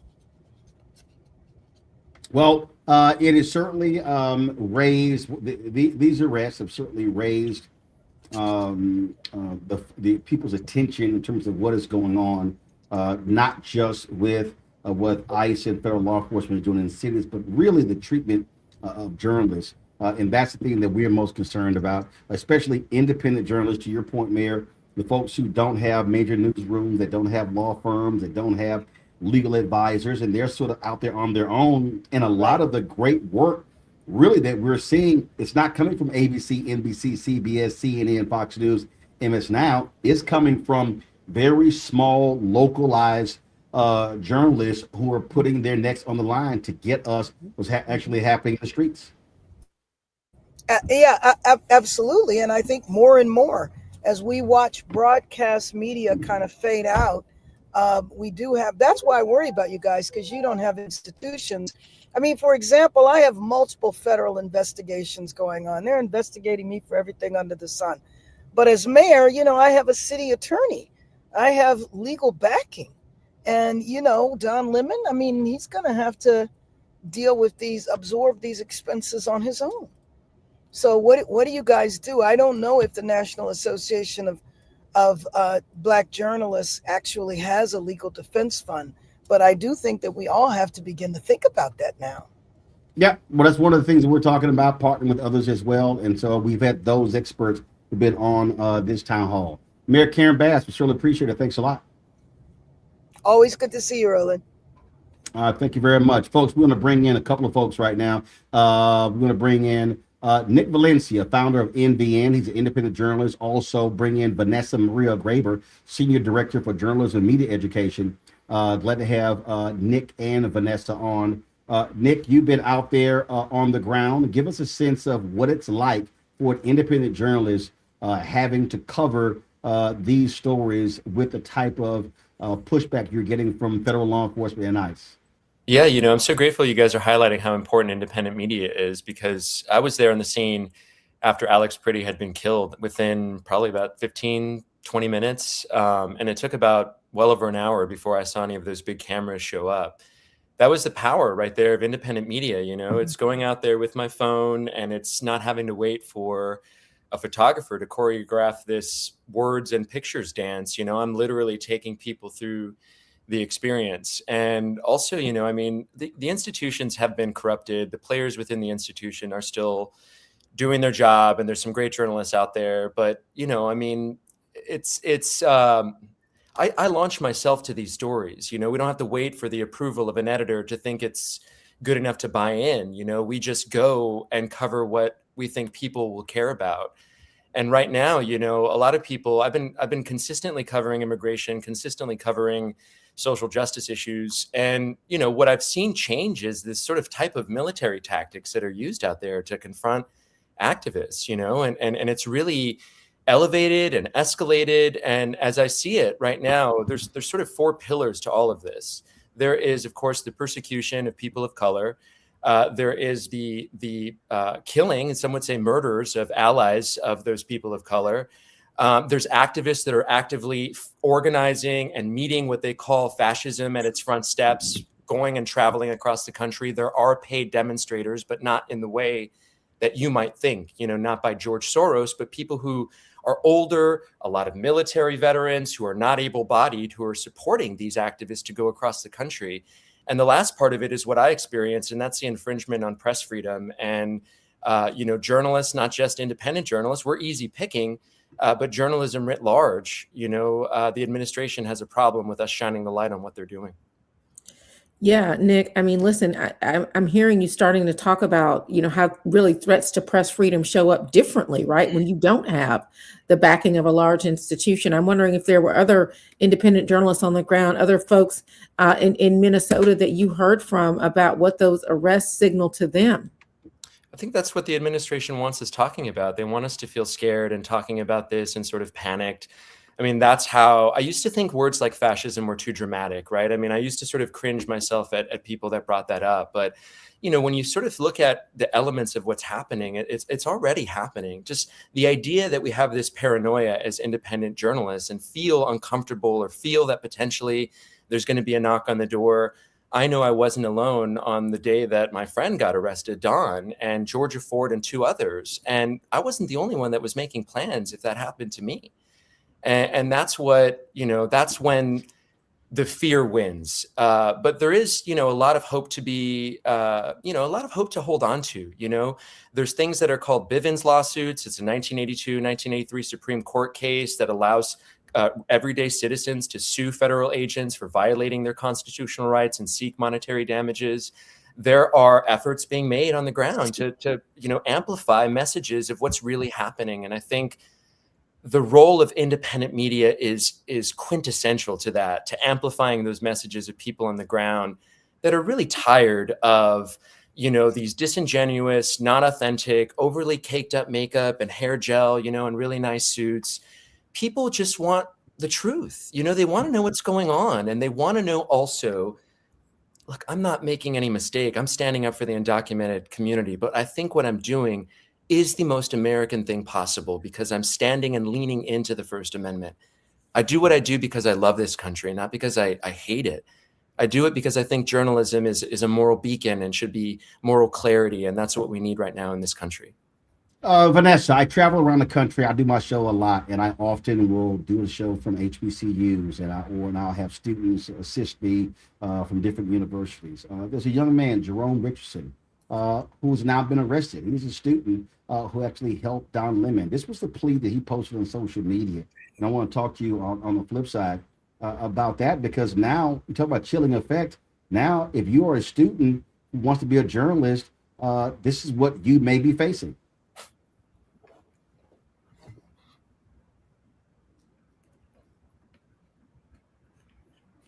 Hi, my name is Jerome Richardson. I'm a 21-year-old college senior. I've maintained my silence up until now about my connection to the recent protests at City's Church in St. Paul, Minnesota, which is my hometown, simply because I'm focusing on finishing my degree and graduating in May. However, with an indictment looming, I fear for my safety and the threat of public doxing. Having overcome many obstacles to reach this point, I really hope to be able to complete this semester and graduate and earn my degree. On January 18th, I assisted Don Lemon during his visit to the Twin Cities by helping with logistics and connecting him with local context. Don was reporting on the situation on the ground during the occupation by DHS and ICE and Border Patrol agents. And at that time, I was proud to support his work in exposing the everyday injustices resulted from the federal government's agenda.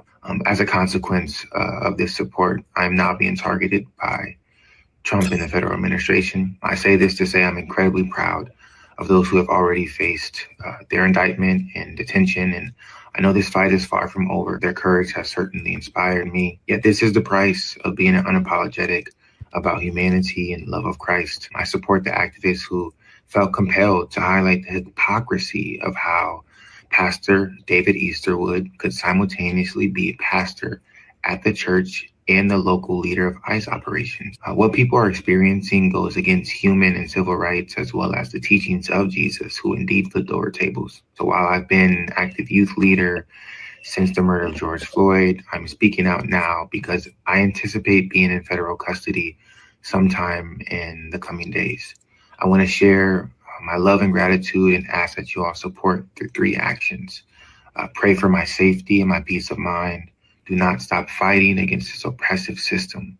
And please support my legal defense fund, as I am in dire need of you all's financial support and emotional support, as well as prayers. So, Vanessa, I'm not sure if he is a journalist or an activist. This is his GoFundMe page. It said a goal of $24,000. They've raised so far $16,465. But let's say if he was a journalism student, and like I said, I've actually had students travel with me in covering. I mean, this is something that people now have to think about with this action by this Trump Department of Justice. Yeah, so Jerome is a student at Temple University, and I live here in Philadelphia. I'm a proud NAHJ Philly member. I've taught at Temple University. And unfortunately, this is a conversation that I've been having with students for a very long time. I've been covering protests, social movements for more than 20 years. I myself have been personally injured by police. I was trampled by police horses while covering illegal arrests during the Occupy movement.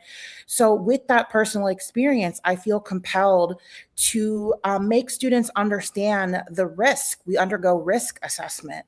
You know, yes, we do know our rights. We know what rights we have to press freedom, but oftentimes those rights are not respected. And so we have to weigh the risks associated with going out there to cover social movements, to try to go behind police lines. And also, like, a lot of this was discussed during the height of the pandemic in 2020, when students at Temple, when I was teaching, were still expected to go out on assignment, and we lacked PPE, we lacked, testing kits. And so this is a continuation of that. I am currently, I work at Free Press, which is an organization created to give people a voice in the crucial decisions that shape our media. And, more than these threats to press freedom, we are horrified at the Trump administration's mass deportation campaign, which is creating the current climate of fear, state-sanctioned violence, and violation of our rights to due process and First Amendment rights. And as a Latina, I feel compelled to say our communities are being terrorized. And that includes Black immigrants as well. By ICE enforcement, our friends and families are disappearing on a daily basis. And this is the reason why Americans are protesting in places like Minneapolis and Chicago and Georgia and Los Angeles and really all throughout the United States. This is why people are resisting and why journalists and media workers are documented. I mentor two students. One is a former Temple grad, and she's Colombian, and another one is a Puerto Rican student. And we've been covering the escalation of ICE enforcement throughout New Jersey. It's something that is not really visible right now in the media because it's happening in so many small towns. But that is why the governor is calling for people to document. And unfortunately, we, as many of us belong to small newsrooms or content creators or independent journalists, we really do have to come up with a safety plan. We have to work in teams. We have to make sure we have the hotline numbers. We have to have contingency plans for if our equipment is smashed, our phones are taken, if we're followed.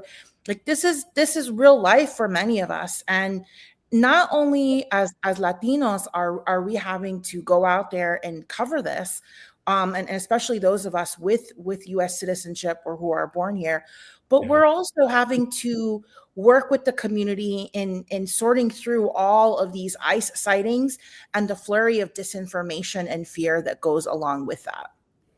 Yeah, I mean, Vanessa, just listening to you, I know we've got so many young people that are wanting to run to the story. They do want to cover this story because they know how important it is, and also some of them, may be living this story as well. Just want to ask you, I mean, as an educator, what we're preparing young journalists to walk into right now, and how journalism education has to respond differently in this climate.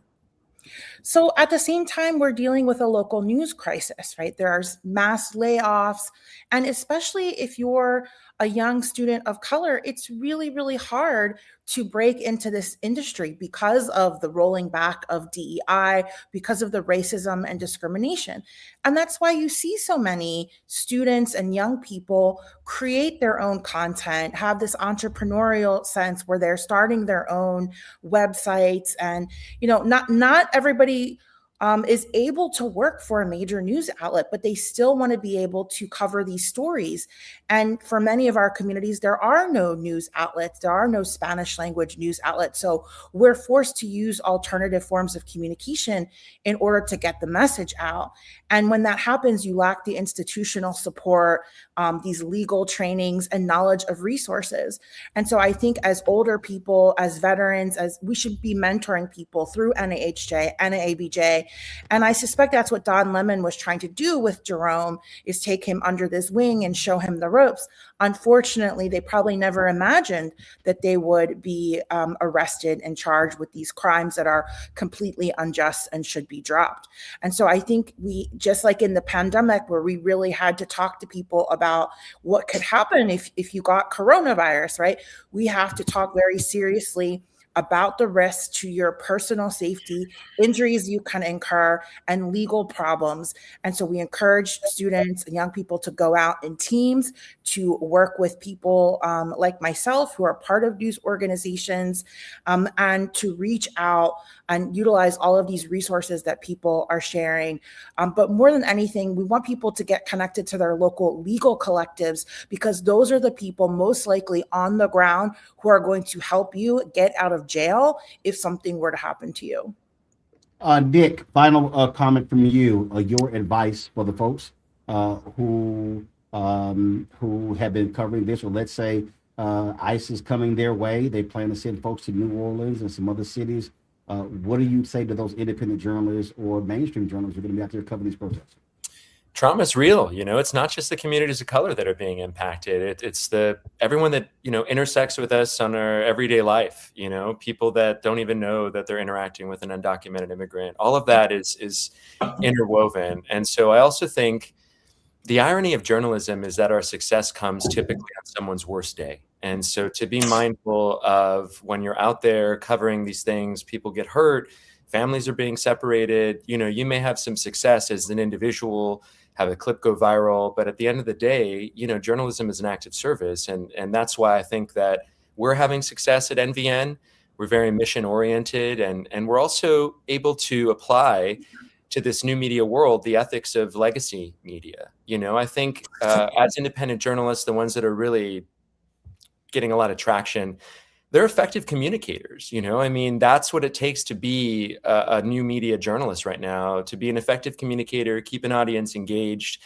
The reality, though, if I'm being rigorously honest, is that there are a lot of independent journalists who are out there. I can't say a lot of, but I have seen independent journalists who are out there who identify as independent, identify as journalists, and they're throwing stuff in the, you know, in between their news gatherings. So that makes, you know, people like me less safe. The last thing I'll say is that, you know, you'll probably hear from Republicans, conservatives, others who denounce what's, you know, or maybe not so much denounce what's happening now, like, where was this energy during Obama? And for me, I feel uniquely positioned to answer that because I was the reporter that early on broke stories about the Obama administration's mistreatment of unaccompanied child minors. And the difference here is, yes, Obama did deport, you know, thousands and hundreds of thousands of people. But ask yourself, you know, did you ever see images like you see right now? Right now, cruelty is the point. Chaos is the point. It's part of the system. And that's what's significantly different.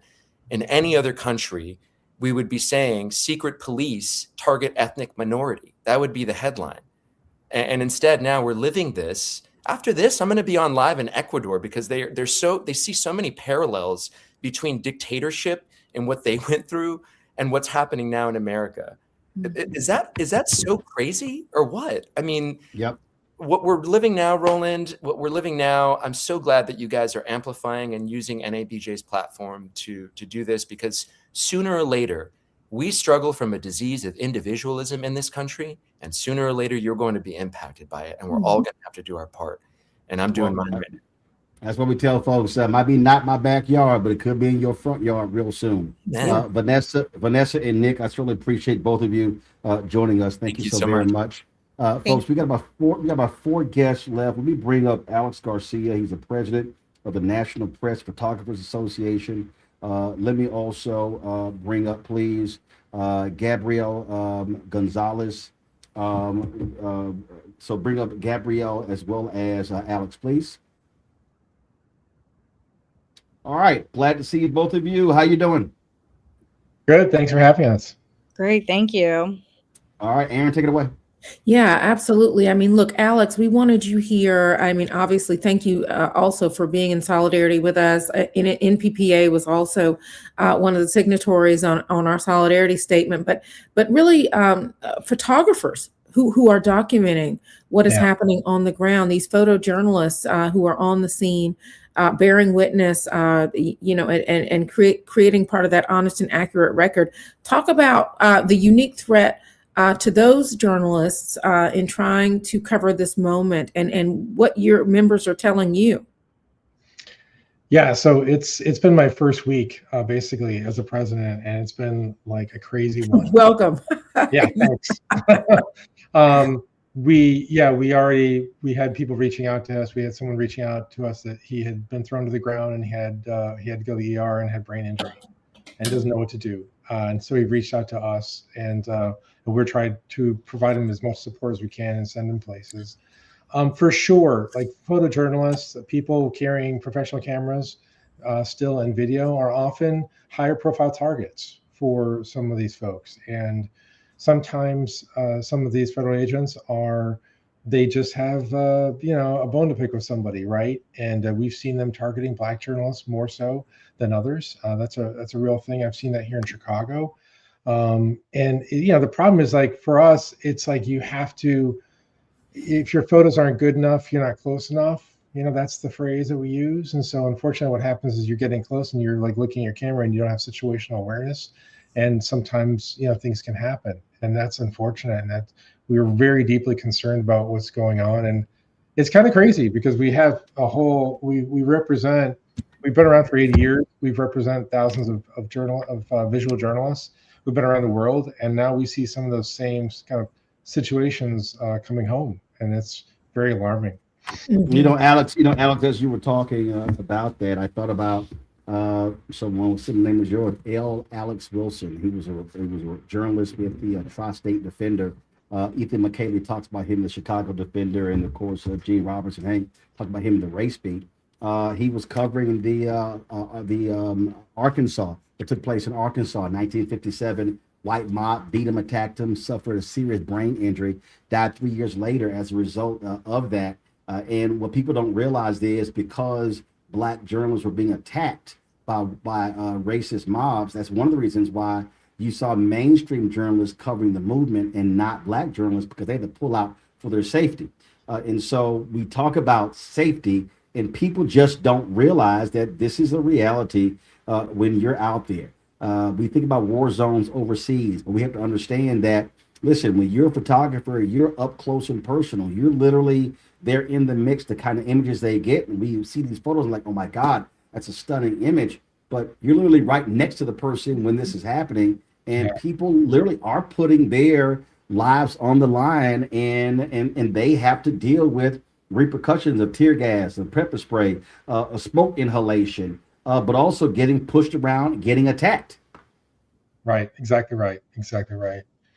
Yeah, and it's not getting any easier, right? And and we haven't really talked about this, but like, if you're going to go into the profession, right, and you're going to try to create generational wealth, right, are you going to go into journalism knowing everything that's happening? That's why it's been really challenging, for the past, for the years I've been in this profession, and I'm old enough to remember when NABJ was part of the Unity conferences with the NHJ, and we were all gathered together as a unified body, which is a beautiful moment in time.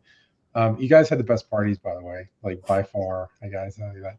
But yeah, that's how we deal with PTSD. We better throw. That's how we deal with stress. So we better throw a real good party to be able to dance the craziness away. Exactly right.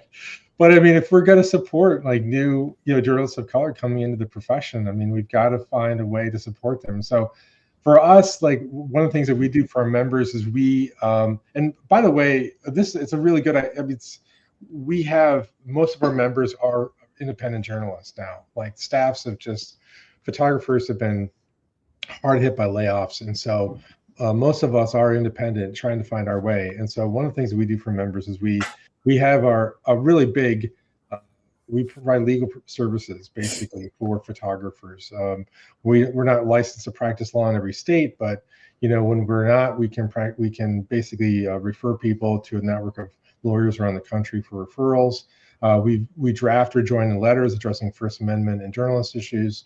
So we're pretty heavily into legal issues around this. The other thing I want to make mention for everybody, there's an organization called Crisis Ready Media, and they give free webinars. And we are going to be, the people who are part of that were former combat folks. So we are going to be involved in trying to partner with them to provide some more free webinars for people.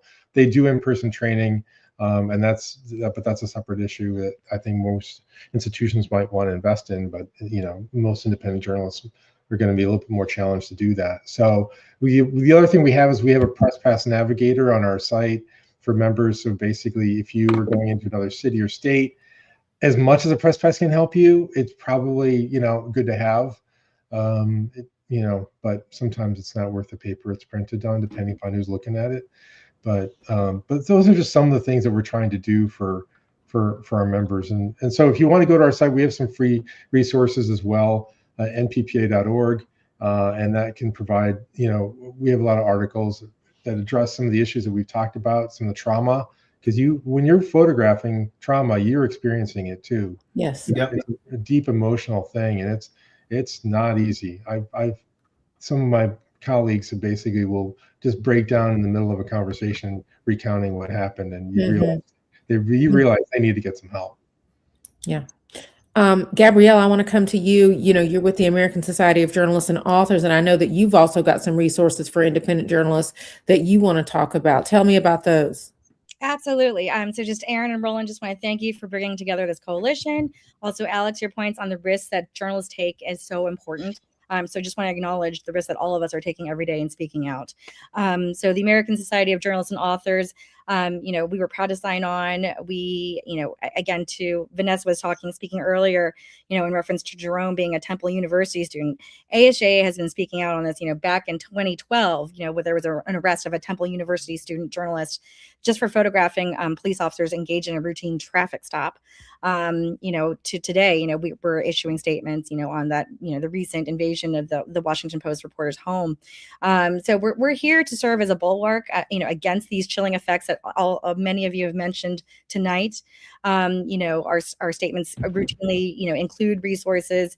Two that I want to mention tonight are our Writers Emergency Assistance Fund, or WEAF. We give grants to freelance writers. You can go to our website to get more information on that, asja.org. We also offer scholarships too. So again, speaking to that next generation of truth tellers, we want to build them up as well. So again, go to our website for more information on our upcoming scholarships. Also just want to emphasize that, we are a volunteer-led organization. So many of us, volunteer and prioritize service in other parts of our lives too. So, for me, for example, I am teaching journalism and media literacy to public high school students as well. So just there are things that you can do within your own communities to help with this, as far as like mentoring, sponsoring up and coming journalists, telling them about scholarships and other resources out there. And then just also, it's also important to remember, someone, Amity Pay from Liberation Ventures, which is an organization in the reparations space, recently reminded me that, in times of extreme harm like this, there's naturally going to follow a time of repair. So just keep that in mind. On that particular point there, we talk about those resources. I said Vanessa Graber also said they're organizing a journalism safety training, and I just think, Gabrielle, what we're now seeing is, first of all, by doing this, and I've always said this here, you have to move as a collective.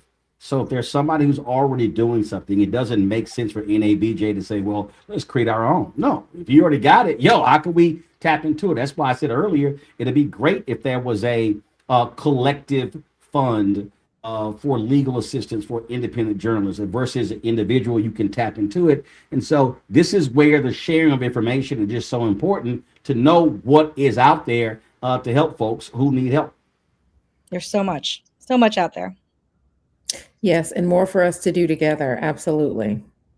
Absolutely. Alex and Gabrielle, we appreciate both of you joining us. Thank you so very much. Your support of this National Town Hall is absolutely great. Thanks a lot. We appreciate you. Thank you. We're going to bring up folks. Let's see here. We got Nicole Carr, journalist, author, and professor. Joel Simon, director of Journalism Protection Initiative with the Craig Newmark Graduate School of Journalism at City University of New York. Joe probably has a two-sided business card with that long title. Glad to have both of y'all here. Aaron, take it away. Yes, listen, Nicole, I want to come to you because, we've talked about kind of this long pattern of frankly, Black journalists having to cover democracy under duress. This is nothing new, and it is part of unfortunately, historically, we know that this to be the case for our journalists, and the unique challenges that that covering civil unrest and protests and the like poses specifically for us. Can you talk a little bit about that and just the role of Black journalists in keeping that honest and accurate record? Yeah, Aaron, and excuse my voice, I've been battling something here. I'm glad to be with you all this evening. I insist at Morehouse College, at my classes, which include Clark Atlanta and Spelman students, I insist that we teach history of the Black press in what's been a newly expanded journalism major here, because it's instructive for us in so many ways, and it's interdisciplinary. Written a Substack post that's kind of taken on a new life after being up for a year, but it's really outlining the ways in which Hoover's FBI was targeting Black journalists. Many of those journalists who were serving in government, federal government roles and serving as foreign correspondents while they were in military service, and sending back these stories from Europe on the ANP, the Negro Press Wire, the Black version of the Associated Press, and recognizing in real time that what they were seeing in concentration camps and some of the best coverage that we're seeing during the Holocaust is coming from Black journalists because they understand Jim Crow rule within the Third Reich, right? And so it's some of the reporting, a lot of it is more accurate than anything you ever read initially in the New York Times or the Washington Post and legacy media, all of that. We've worked under this threat before. And look, I think when we're talking about matters of neutrality, there's actually no room to be neutral in matters of human rights, right? I think we spent a lot of time, and I'm just going to bring it back to present years. What we're seeing in this assault today seems like it's coming out of nowhere. But if you're a journalist like I am, who was on the ground as the big lie was forming here in Georgia, a lot of us in local news were under private security. I was for 4 months. My children had an evacuation plan from this house. We were reporting locally and saying there are no ballots in suitcases under seats in Fulton County, Rudy Giuliani. For every Ruby Freeman you had 10 election workers and so many local journalists who were also facing threats. And we were encouraged not to talk about this. So silence doesn't do anyone any good. We don't want to look back on this as a history moment where we say, oh, we didn't narrate this properly in real time. And we should allow history to be instructive in this time. So this stuff didn't come out of nowhere. And I always maintain that if we as a collective, we're talking about a lot of collectivism here on this call tonight. If we had stood up for the April Ryans, the Wei Zhejiangs, the Jim Acostas as a collective, and I'm talking about from the White House press pool on down, and not accepted that from this man and this administration, his administration 10 years ago, as this narrative of fake news was building, perhaps we wouldn't be where we are now. We have largely fed this beast. And we've been in dangerous times for a long time. So I'd encourage anyone who thinks that being silent and they think that neutrality on human rights issues are going to save them, to think again. Hey, Joel, again. Mm-hmm. Hey, Joel, let me ask you this here. Sure. You're having to teach, I would believe, a lot different today than you did 20, 30 years ago. And not just because of technology, but literally the level of threats that journalists now face is just completely different than it ever has been in this industry. Speak to that, please. Yeah, well, I should tell you a little bit about my background. I wasn't teaching 20, 30 years ago. I was a journalist myself and worked in Latin America. And then I ran the Committee to Protect Journalists for a long time. And my job was to defend the rights of journalists working in the most violent and repressive places around the world. That was what I did. And I really never thought that we'd be grappling with these kinds of issues in the US, or maybe I thought it was possible, but it was something I never really confronted. And so when after 25 years of running the Committee to Protect Journalists, I looked at what was happening in the United States, and I spent a year before I joined the Newmark School, where I teach now, working on a major report about the history of journalists covering protests and demonstrations in the United States and the lack of legal protections. And this report is called Covering Democracy. And I actually anticipated, I said, the laws that protect the rights of journalists covering protests and mobilizations going back to the civil rights era are incredibly weak. We don't have real protections. And every time there are mass protests and demonstrations, there's a crackdown on the press freedom and the rights of journalists, and this has been something that has been present throughout our history. So when I got to the Newmark School and I started teaching, I basically brought into the curriculum the notion that in order to practice journalism in the United States, we needed to train students on the kinds of techniques and strategies that journalists working in more authoritarian and repressive societies around the world have had to grapple with for many years. How to make a basic safety plan, how to understand and use protective equipment when you're out reporting, particularly on protests, to really understand your rights, but also understand that often your rights are not going to be respected. You're going to have to, if you assert your rights in the context of, say, a police action, you may not be in a position where you can actually protect your own the constitutional rights that you have on paper, and also to navigate this online space where harassment is a constant reality, particularly for female identifying journalists and journalists of color. Everyone who's tuning in tonight is going to know this. This is not going to be news for anybody, but young journalists who are entering the profession, in order to be successful, we wish this were not the reality, but this is the reality in which the next generation of journalists will have to work. And in order to be successful, they need to master the kinds of skills that were once the domain of journalists working in historically repressive and violent societies around the world. Great advice there. Yeah, absolutely great advice. And Joel, I'm just listening to you and what you have learned from all the hats that you have worn and continue to wear. I mean, the warning signs you see when journalists are arrested or intimidated in democracies. And can you also just speak to how quickly these patterns can escalate? Because I don't know if people are really aware of that. Yeah, I mean, one of the things that we when I look around the world in my CPJ role, this is, again, something that many people have observed. The first line of attack is against journalists and the media. So if you see journalists coming under attack, you know that there's a broader crackdown that's coming. This was true, in Russia. It was true in Venezuela. It was true in Hungary. It was true in Poland. It doesn't matter the nature of the society. The first line of attack is usually against the press.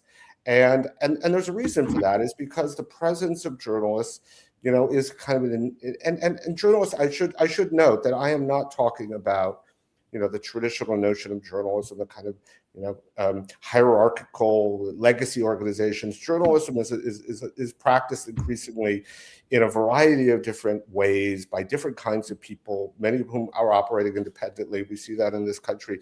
But when there's a crackdown on that kind of ability to document and disseminate what's happening, and that ability is compromised, that opens the door for broader repressive action. And that's actually what we're seeing right now. Of course, this is obvious.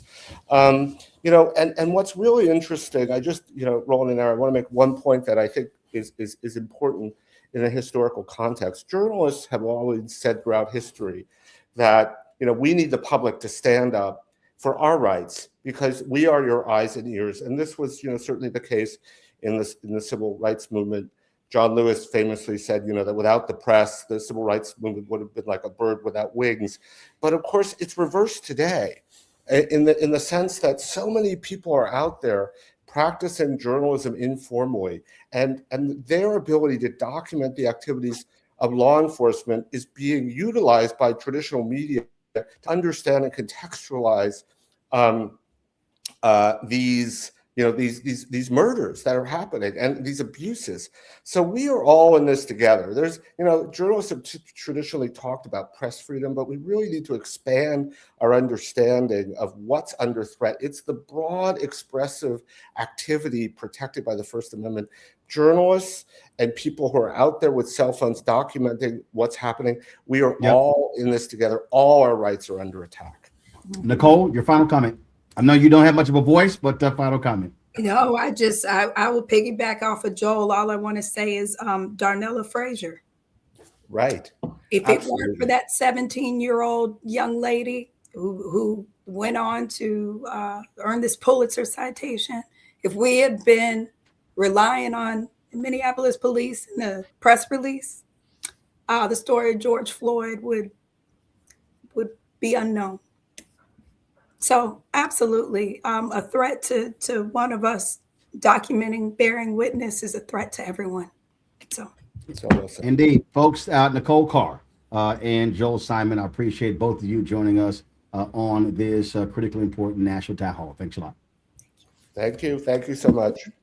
Had lots of folks who have commented tonight. There were some people who wanted to join us, but because schedule couldn't get on. So we appreciate everybody who came on to offer their professional insight, expertise on this critically important topic. Aaron Haynes, your final comments.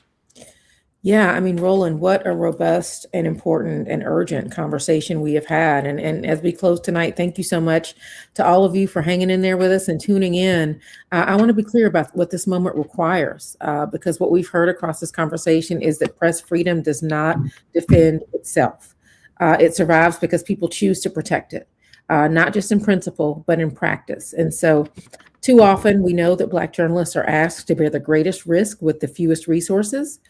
So I want to talk about just what support looks like right now. First, stand with Black journalists publicly. Follow our work, share it responsibly, push back when our credibility is questioned or when our presence is challenged. Visibility is protection. I think you heard so many people saying that tonight. Second, invest in the institutions that exist to protect us. NABJ was created for moments like this 51 years ago to advocate, to intervene, and to ensure that Black journalists are not facing these threats alone. So if you're able, support NABJ's work, support Black-led newsrooms like this one, and support organizations providing the legal, safety, and professional resources. And third, speak up where you have an influence. We heard people calling for that tonight. So if you lead a newsroom, if you lead a classroom, a foundation, a community organization, ask what policies, protections, partnerships are in place when journalists are targeted, and what gaps still exist to be addressed. And finally, refuse silence. That is what this message is sending. The chilling effect. When you can silence Black journalists, who else can be silenced in our society, in our democracy? History shows us when attacks on the press go unanswered, they can spread. So accountability really depends on witnesses, and witnesses need protection. So NABJ is going to continue to do this work, advocating for our members, naming patterns of abuse, and defending the right to report freely and safely. But we can't do it alone. A free press is not a privilege. It is a public good. And protecting it is a shared responsibility because this is about the public's right to know. So we want to say thank you again to the Black Star Network for partnering with us on this broadcast. Thanks to all of you for joining us tonight and for standing with Black journalists and with democracy. Folks, my final comments. In our Black Star Network studios in DC, there is this portrait right here. And you see James Baldwin to the right, with Harry Belafonte in the middle. To the far left there is Ida B. Wells Barnett. And what is on there is her famous quote. That is, the way to right wrongs is to shine the light of truth upon them. Those of us who know that's the case. Also, Freedom's Journal, the nation's first Black newspaper, said March 16, 1827, in their lead editorial, "We wish to plead our own cause. Too long have others spoken for us." That has long been the mantra of the Black press in this country. And the reality is the Black press knows full well about what happens when government comes after you. I've said this numerous times before. Ethan McKay did an amazing job with his book called The Defender, how the legendary Black newspaper changed America. In this book, he details how Black newspapers were writing about, during World War II, writing about racism that Black troops were facing. Our federal government literally threatened Black newspapers with being arrested for treason, saying that their writings were causing dissension upon the ranks, and they only wanted them to focus on the good of the war. They said, wait a minute, but Black troops are getting caught. They're catching hell when it comes to racism. That's where the Double V campaign came from. Pittsburgh Courier led it. They called Victory at Home, Victory Abroad, fighting fascism. The reality is, one of our, Nick said it. He often heard people talk about the word fascism. The reality is we are seeing an authoritarian regime target journalists. We're seeing the attacks on journalists, the attacks on media institutions. And the reality is this here. Katharine Graham no longer runs the Washington Post. You don't have that kind of leadership there. You don't have the leadership of the Bingham family in Kentucky, the Chandler family in Los Angeles. We can go on and on and on, where you had folks who actually believed in the First Amendment, who believe in the freedom of the press. What we now have are corporate individuals who often on the mainstream level are more concerned about their stock prices, their private equity investments, as opposed to the work of journalists. Journalists are now having to do the work, do the heavy lifting, And then you look back and realize that you have bosses who don't have your back. For independent journalists, it is an even tougher road. Thin margins already there, barely being able to pay bills, but folk who are committed to doing the work of journalism. They want to do the work that the Ida B. Wells Barnett, and of course, Martin Delaney, and Frederick Douglass, and Robert Abbott, and of course, Alice Dunnigan, Ethel Payne, Chuck Stone, Lerone Bennett, Simeon Booker. We can go on and on and on. All of these folks, they understood the power of media. And if there's any time where we need a free press, it is right now. It is right now when the Wall Street Journal writes a story about Donald Trump's family getting $500 million from a sheik doing business with them. It is even more important when you look at insurance companies, when you look at petrochemical companies and Cancer Alley in Louisiana, when you look at what's happening in Mississippi, when you look at environmental issues, when you look at all of these health issues, all of these things matter because media, like Ida B. Wells Barnett said, shines a light upon darkness. See, folk don't mind doing the dirty stuff in the dark. When a light hits them, things change. And that's exactly what media does. There is no greater time than we need a free press than now. Transparency? Absolutely. Truth? Even more absolute. And this is where the public needs to stand with us and support us. We've shown you GoFundMe pages. We've shown you organizations, nonprofits that raise money for legal defense funds, for training, for security, all of those different things. They are all needed because trust me, if this country does not have a free press, then we are not like everyone else. And when people say, oh, our soldiers, they fought for this. Remember, our soldiers, when we have wars, they didn't fight for the Second Amendment alone, or the third or the fourth. There's a reason the first was the first. We appreciate NABJ partnering with us here at the Black Star Network. Folks, I'll see y'all tomorrow at 6 p.m. Eastern. Please don't forget, follow NABJ at NABJ Official on Instagram. Follow NABJ on Twitter. Please go to nabj.org. We also, of course, have a campaign where our goal is to raise $10 million for our fund to create our endowment fund for NABJ. We created a golden circle as well. We have different levels where people can give. So go to nabj.org to be able to see what that is.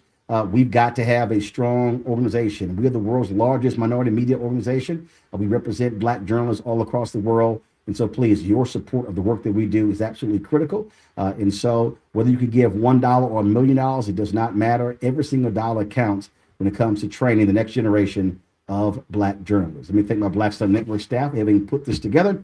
Appreciate everybody for all the work that they did, folks. Thanks a bunch. I will see y'all tomorrow, 6 p.m. Eastern on Roland Martin Unfiltered on the Black Star Network. Holla!